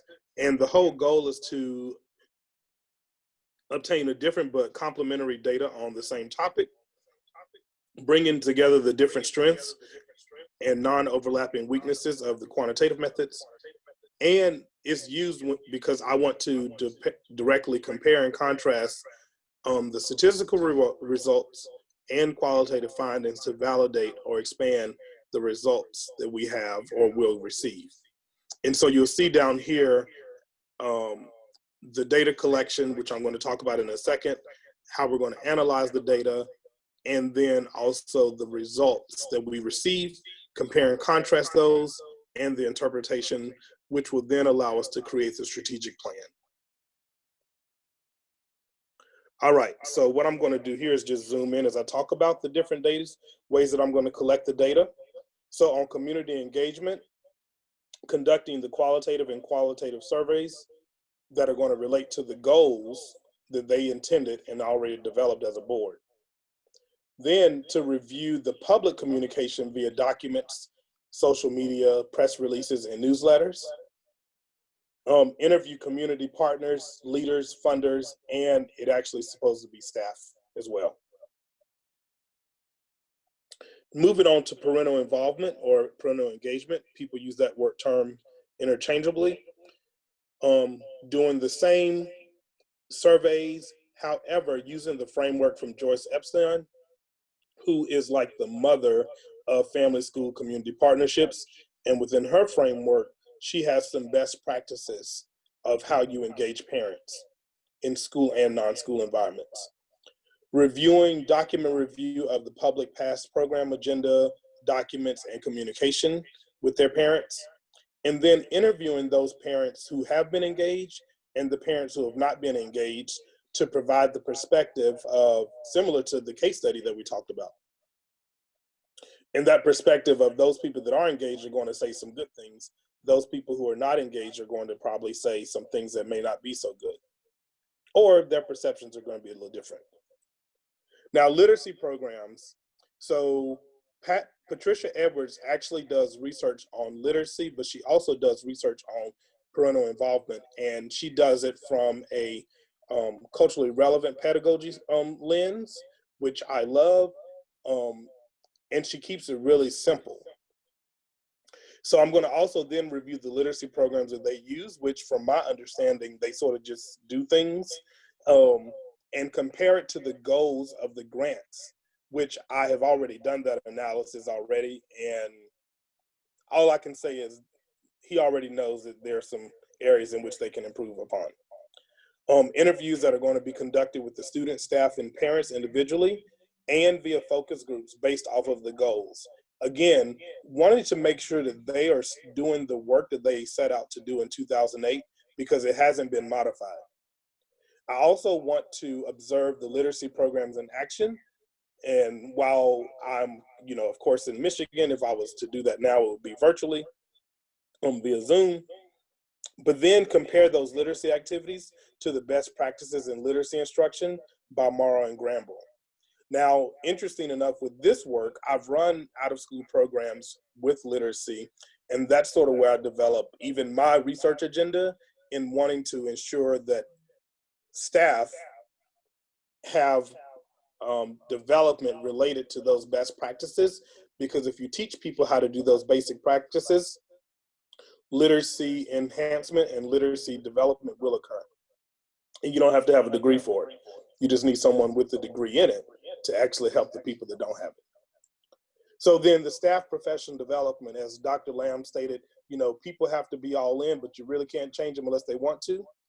But I am not going to work on how they hire their people, because that's a whole nother aspect of work that they'll hire someone else to do. So with staff professional development, do the same thing related to quantitative and qualitative surveys, using questions based off of the work of Linda Darling Hammond, who is a scholar who I love and appreciate because she keeps it simple. She explains sort of what are the do's and the don'ts with professional development, and it works in the framework that I use for my PD. I'm going to also do a document review of their agendas, evaluations, and observe their professional development that's centered on literacy practice and personal development. Because they do other things within their staff, but I just want to focus on those aspects of how they develop their people and how they develop those practices. And then compare the professional development that they do to the best produced out of Guilford Press in North Carolina. So board development. Now, mind you, again, I am thankful. Dr. Lamb, you saved my life when you said that we don't have to do everything like executed wise, but it's really great to plan it, because this work afterwards will potentially lead in me being a consultant for them for real, for real. I just used for real in the presentation. So board development wise, conducting surveys to include Denison Culture Survey, personality assessment, strength finders, Myers-Briggs, which if they don't want to pay for it, we would use 16 personalities. unless there's another one that someone suggests, and psychogeometrics, which I personally believe and have used some of these with some of the consulting that I've done over the past couple of months with organizations. And even without analysis, it really made them to become self-reflective on who they were and their part and role within the organization. For document review for board development, I'll review their board training agenda, orientation, and governing documents. Similar to the organization that I'm working with right now, I just sent them right back to that when they had an issue to reflect on what it says that they're supposed to do versus what they may want to do. So the observing quarterly board meetings. So with this nonprofit, their quarterly board meetings they revolve around social events. So in North Carolina, some people may be familiar with the CIAA. They will have a board meeting the weekend of the CIAA and usually go to a brunch. And then if you're familiar with the Congressional Black Caucus, that's how they launch their meeting. And so they go to DC for that. So as you can imagine, their budget is sort of centered around social activities, but allow them to do the work, but it's really the work of the executive director and president. And then I want to compare their board engagement based off of the nonprofit governing board standards, which we talked about in, I think, 2 classes ago.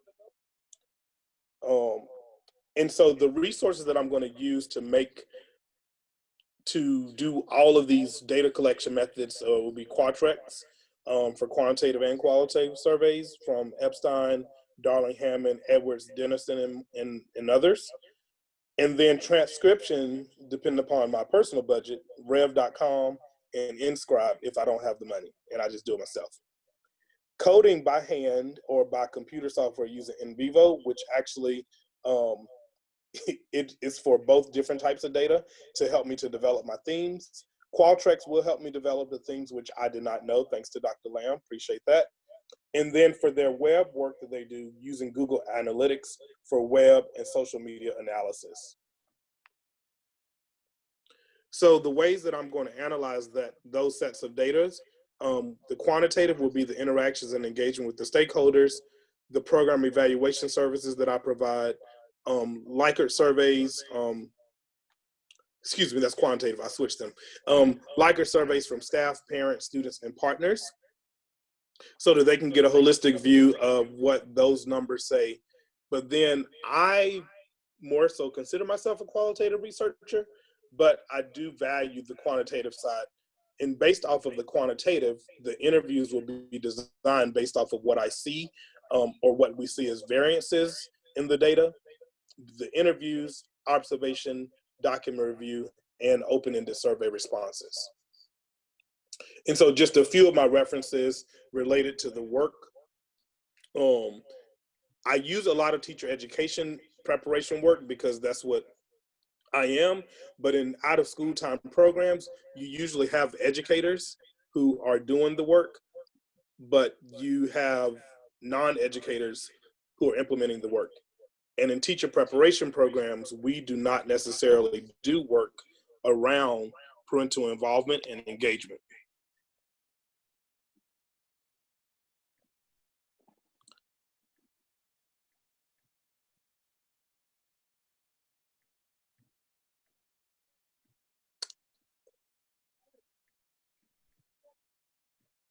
Questions?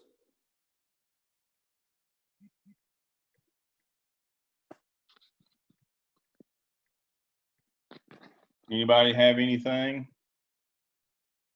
before we go?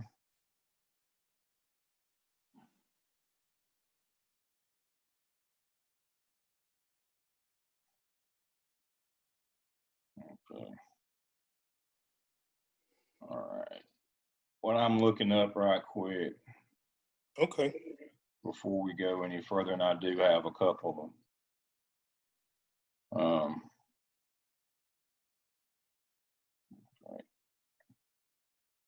I am not an NVivo expert, but my understanding is you can do the same thing with Qualtrics. That it does have qualitative analysis, the same as NVivo, where you can do your thematic, you can do your themes.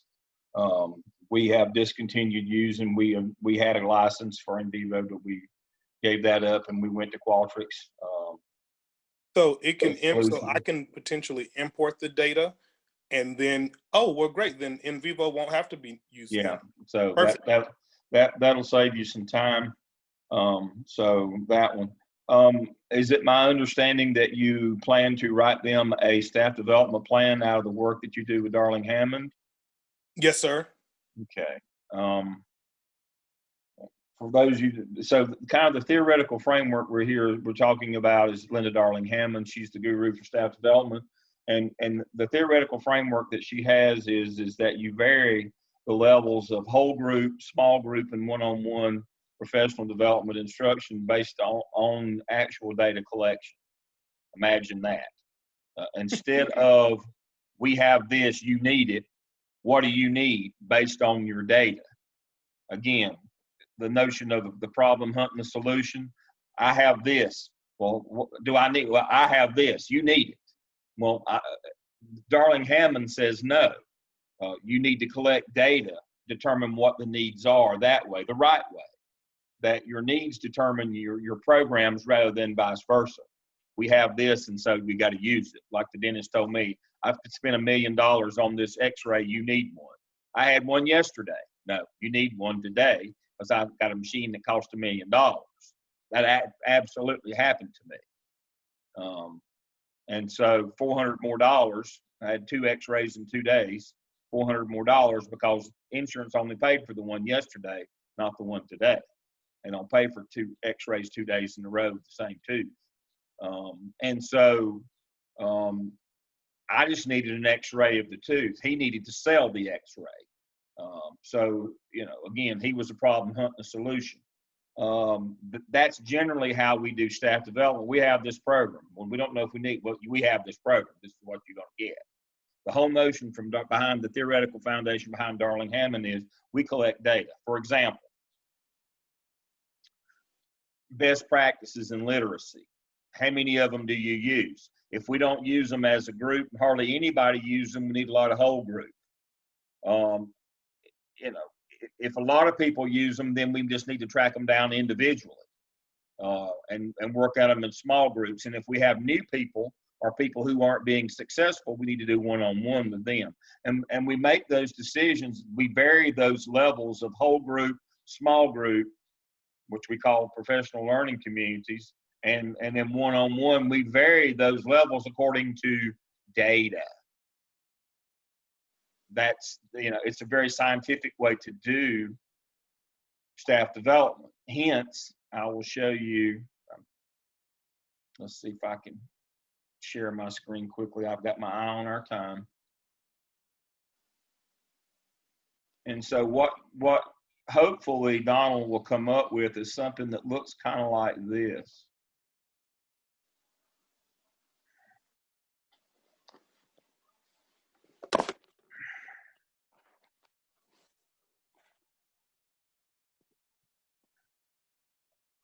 And so this is based on teaching strategies rather than simply literacy strategies. The guru for teaching strategies in general, not just literacy, is Robert Marzano. And so what we do is we figure out how many people in our building are using those 9 high yield strategies. And so our whole group would range from 30 minutes to all day based on that percentage. We take our evaluation data and our walkthrough data in schools, and we figure out what percentage of our teachers are using using Marzano high yield strategy.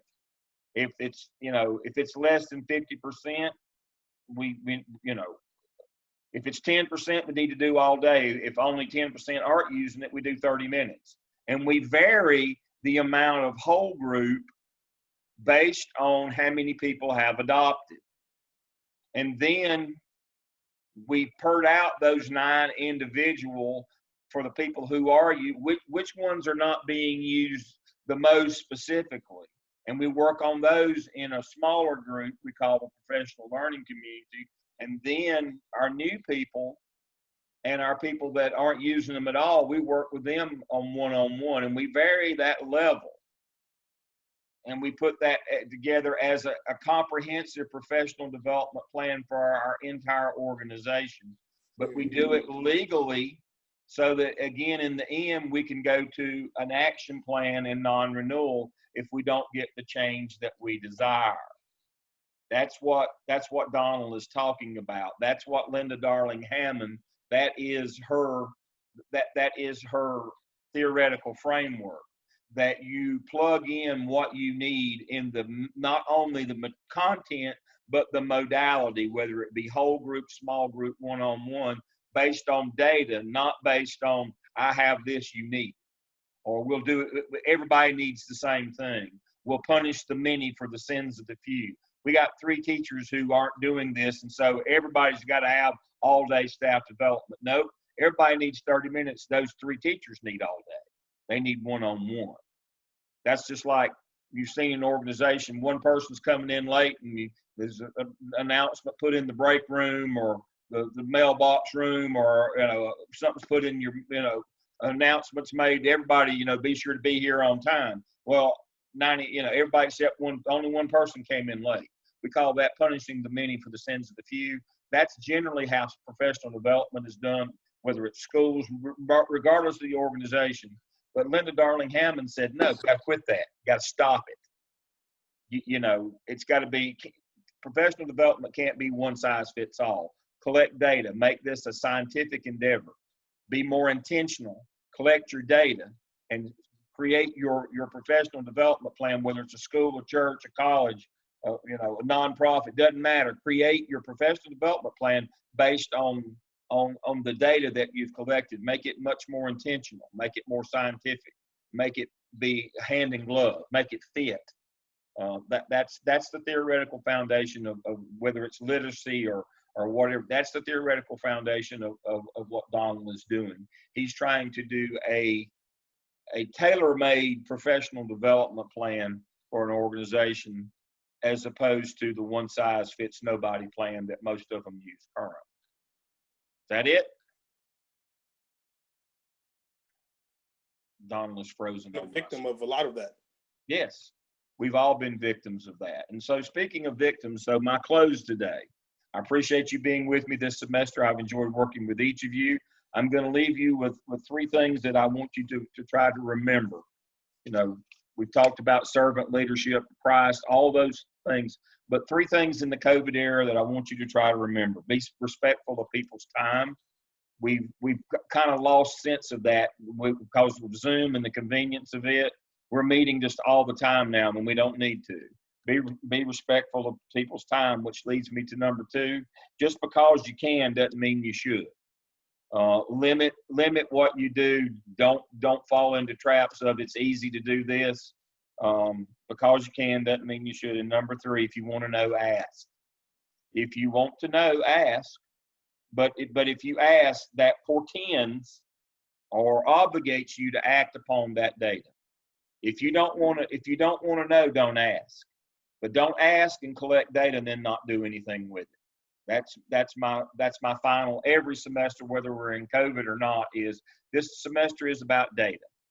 It's about how to gather it, how to treat it, how to be intentional about it, how to be ethical in its use, how it can impact organizations, the implications of it, plans that we put in place. But don't collect data if you don't intend to use it. Don't just collect it because it's expected, or you're trying to pretend that that you're doing that and you're going to do whatever you're going to do anyway. Don't use data as a cover for data said that. No, you just wanted to do that. That's part of that. What we learned from super crunchers and from some of our books is we curate our own. We're in our own head, our own echo chamber. We have our own narrative, and we just collect data that supports our narrative. We were going to do it whether it was actually the efficacy or the right thing to do anyway. Don't do that. If you want to know, ask. That means collect data. But you're required to act upon that data in an ethical manner. If you know that you're just going to make decisions based on what you want to do, then don't bother people. Don't go through the pretense or the ruse. Don't bother people with data collection. Just say, I made an executive decision. If you can do that and be ethical in that, and that's okay. But please do that. Do not use data improperly.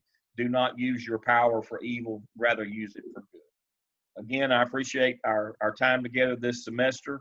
I believe since you're not graduating, you're not completing this semester, I believe final grades will be due on Wednesday morning. Let me look quickly at that, at the calendar. No. Please tell me that's not Wednesday morning. Wednesday morning, December the 9th. Oh. Grades are due that morning. That's the latest. Since you are not graduating, that is the latest that they can come in. They're due the week before for graduating students, but for non-graduating students, 9 o'clock on Wednesday the 9th until, so what I normally do is the night before on the 8th, I normally turn mine in the night before. But you've got until, till 9 o'clock on December the 9th to get all of the things in that you've got in there. Make sure you, again, go to your assignment drop boxes, your tests, and your discussion boards to make sure that you get all those things in there. Please remember the first 2 tests in Salkine are the only 2 that were required. The little 10-question Excel and the first introductory. I would like for you to take the final exam and see how well you do. Those are the 20 things that I think are important from the course in terms of the actual content areas of data collection and analysis. If you know those 20 things, you're set to go. You can take that as many times as you want to. Hopefully, you've seen me take it. Can't be too hard. I got all 20 of them right in 2 minutes. It can't be that hard. So if you can take that, it's more for you, for your edification. It's more for your understanding of what you've gotten rather than it is for me. But if you'll take that when you get through, that would be helpful to me. I'll see you all again soon. Get in touch with me if you need to. You're all my consultancy students. I'll see you next semester at the probably at your first class, or according to how we're going to do 7 classes online next semester. Probably at your second class, I'll see you and we'll set aside time and we'll work together. I'll help you with Qualtrics, whatever you need on that. I'm always available. Call me, email. Kim, you got something before we go? I just wanted to verify that the 2 papers due for the presentation that we just did, we have it into you by the 8th of December. We're golden. Good.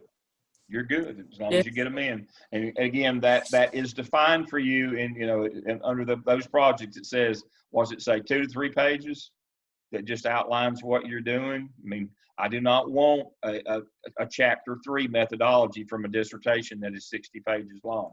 I just want 2 or 3 pages where you tell me what you're doing. For qualitative and quantitative. 1 for quantitative, 1 for qualitative. Yep. Gotcha. That everybody has proven to me today in your presentation that you know what you're doing. I have no, if I did, I would, me, I'd have just blurted it out. I have no qualms. You folks know what you're doing. Your presentations today were as good as I've ever had. All of them had a theoretical underpinning that was easy to see, even for me. No more than I know. It was easy to figure out your theoretical underpinning. You had your qualitative, you had your quantitative, your methodology. You know that qualitative is interviews and observations and looking at documents. You understand your quantitative, that we're going to do survey or we're going to look at performance. You've got this. You know more, well maybe, but you certainly know as much as you need to know. You've got it. It's just a simple, quick and write it up. It doesn't have to be anything. We're not writing that. You've done your literature review. You've referenced literature and what you've done, which is where your theoretical underpinnings come from. It's not just stuff you made up in your head. It's almost like you had actual instruction this semester. I can't believe it myself. I'm the most surprised person on the screen. So I have a question, Dr. Lamb.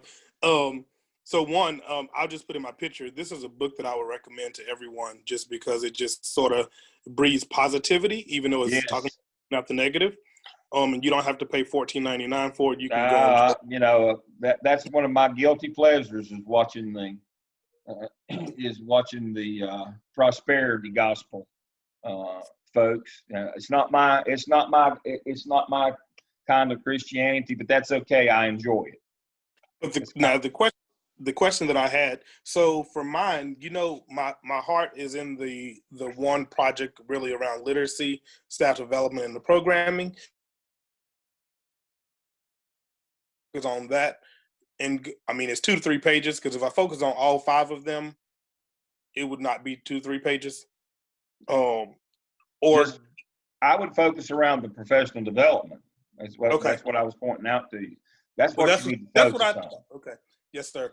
For your consultant. Now, you can work on all these different things, as you said, but for your consultancy, you need to narrow this down to your professional development. Okay. Sounds great. Because that has a beginning, middle, and end. We can see how that could work. A lot of this stuff is just kind of ongoing. It's a loop or cycle. And that's, you know, like the 7th ring of hell. Don't get into that stuff, like you said. Don't get into board development and all those things. Narrow your focus to this professional development plan with y'all have been very understanding of Linda Darling Hammond, and you'll be fine. That's all you need to do for this. Yes, sir. That is the heart of what you're doing. And it has a logical conclusion and can be done in a reasonable amount of time. And you can deliver the plan. And a lot, you know, it's something that can be tangible. And that's the thing that in the end, all of you today showed that at the end of this, at the end of your consultancy, you have something that you can hand somebody. And then say, you know, whether you implement this or not, you know, if you'd like for me to help or whatever, but you've got something that can walk away. For you, Donald, it's professional development plan. Tawanda, you got something? Yeah, this is considered our milestone 6 for this semester, correct? That is it. I just put the presentation that you did today. I'd just drop it in. Okay. Don't even write anything up. Just drop in your presentation in milestone 6. Because it does both. It has everything. It couldn't be any better than that. Just drop that in. And we'll talk about consultancy shell next semester when we get together. Again, I'm not too worried about that either. You folks have got, you know what you're doing. I don't have any concerns with any of you. You know what you're doing with your project. You've got it. Your methodology is solid. It all has theoretical underpinning. It's not just, you know, good to know stuff. You've got what you needed this semester, and hopefully a little bit more, but you've definitely got what you needed to go forward. You have deep understanding of the process, and that was in the end what we were trying to do. That improvement science, that continuous thing. So if you go back through those 6 things on improvement science, you'll say, yeah, I know what that is. We've done that. I've got that. That's reflected in the work that I've done, and reflected in the work that I will do for this partnering organization, because I'm trying to help them improve, and I'm using a scientific method to do that. It is not random. There is a process to the madness here of what I'm doing. You've got it. We finished a few minutes early. I'll see you again soon. Everybody have a good holiday and stay safe. Thank you. Thank you so much. Thanks.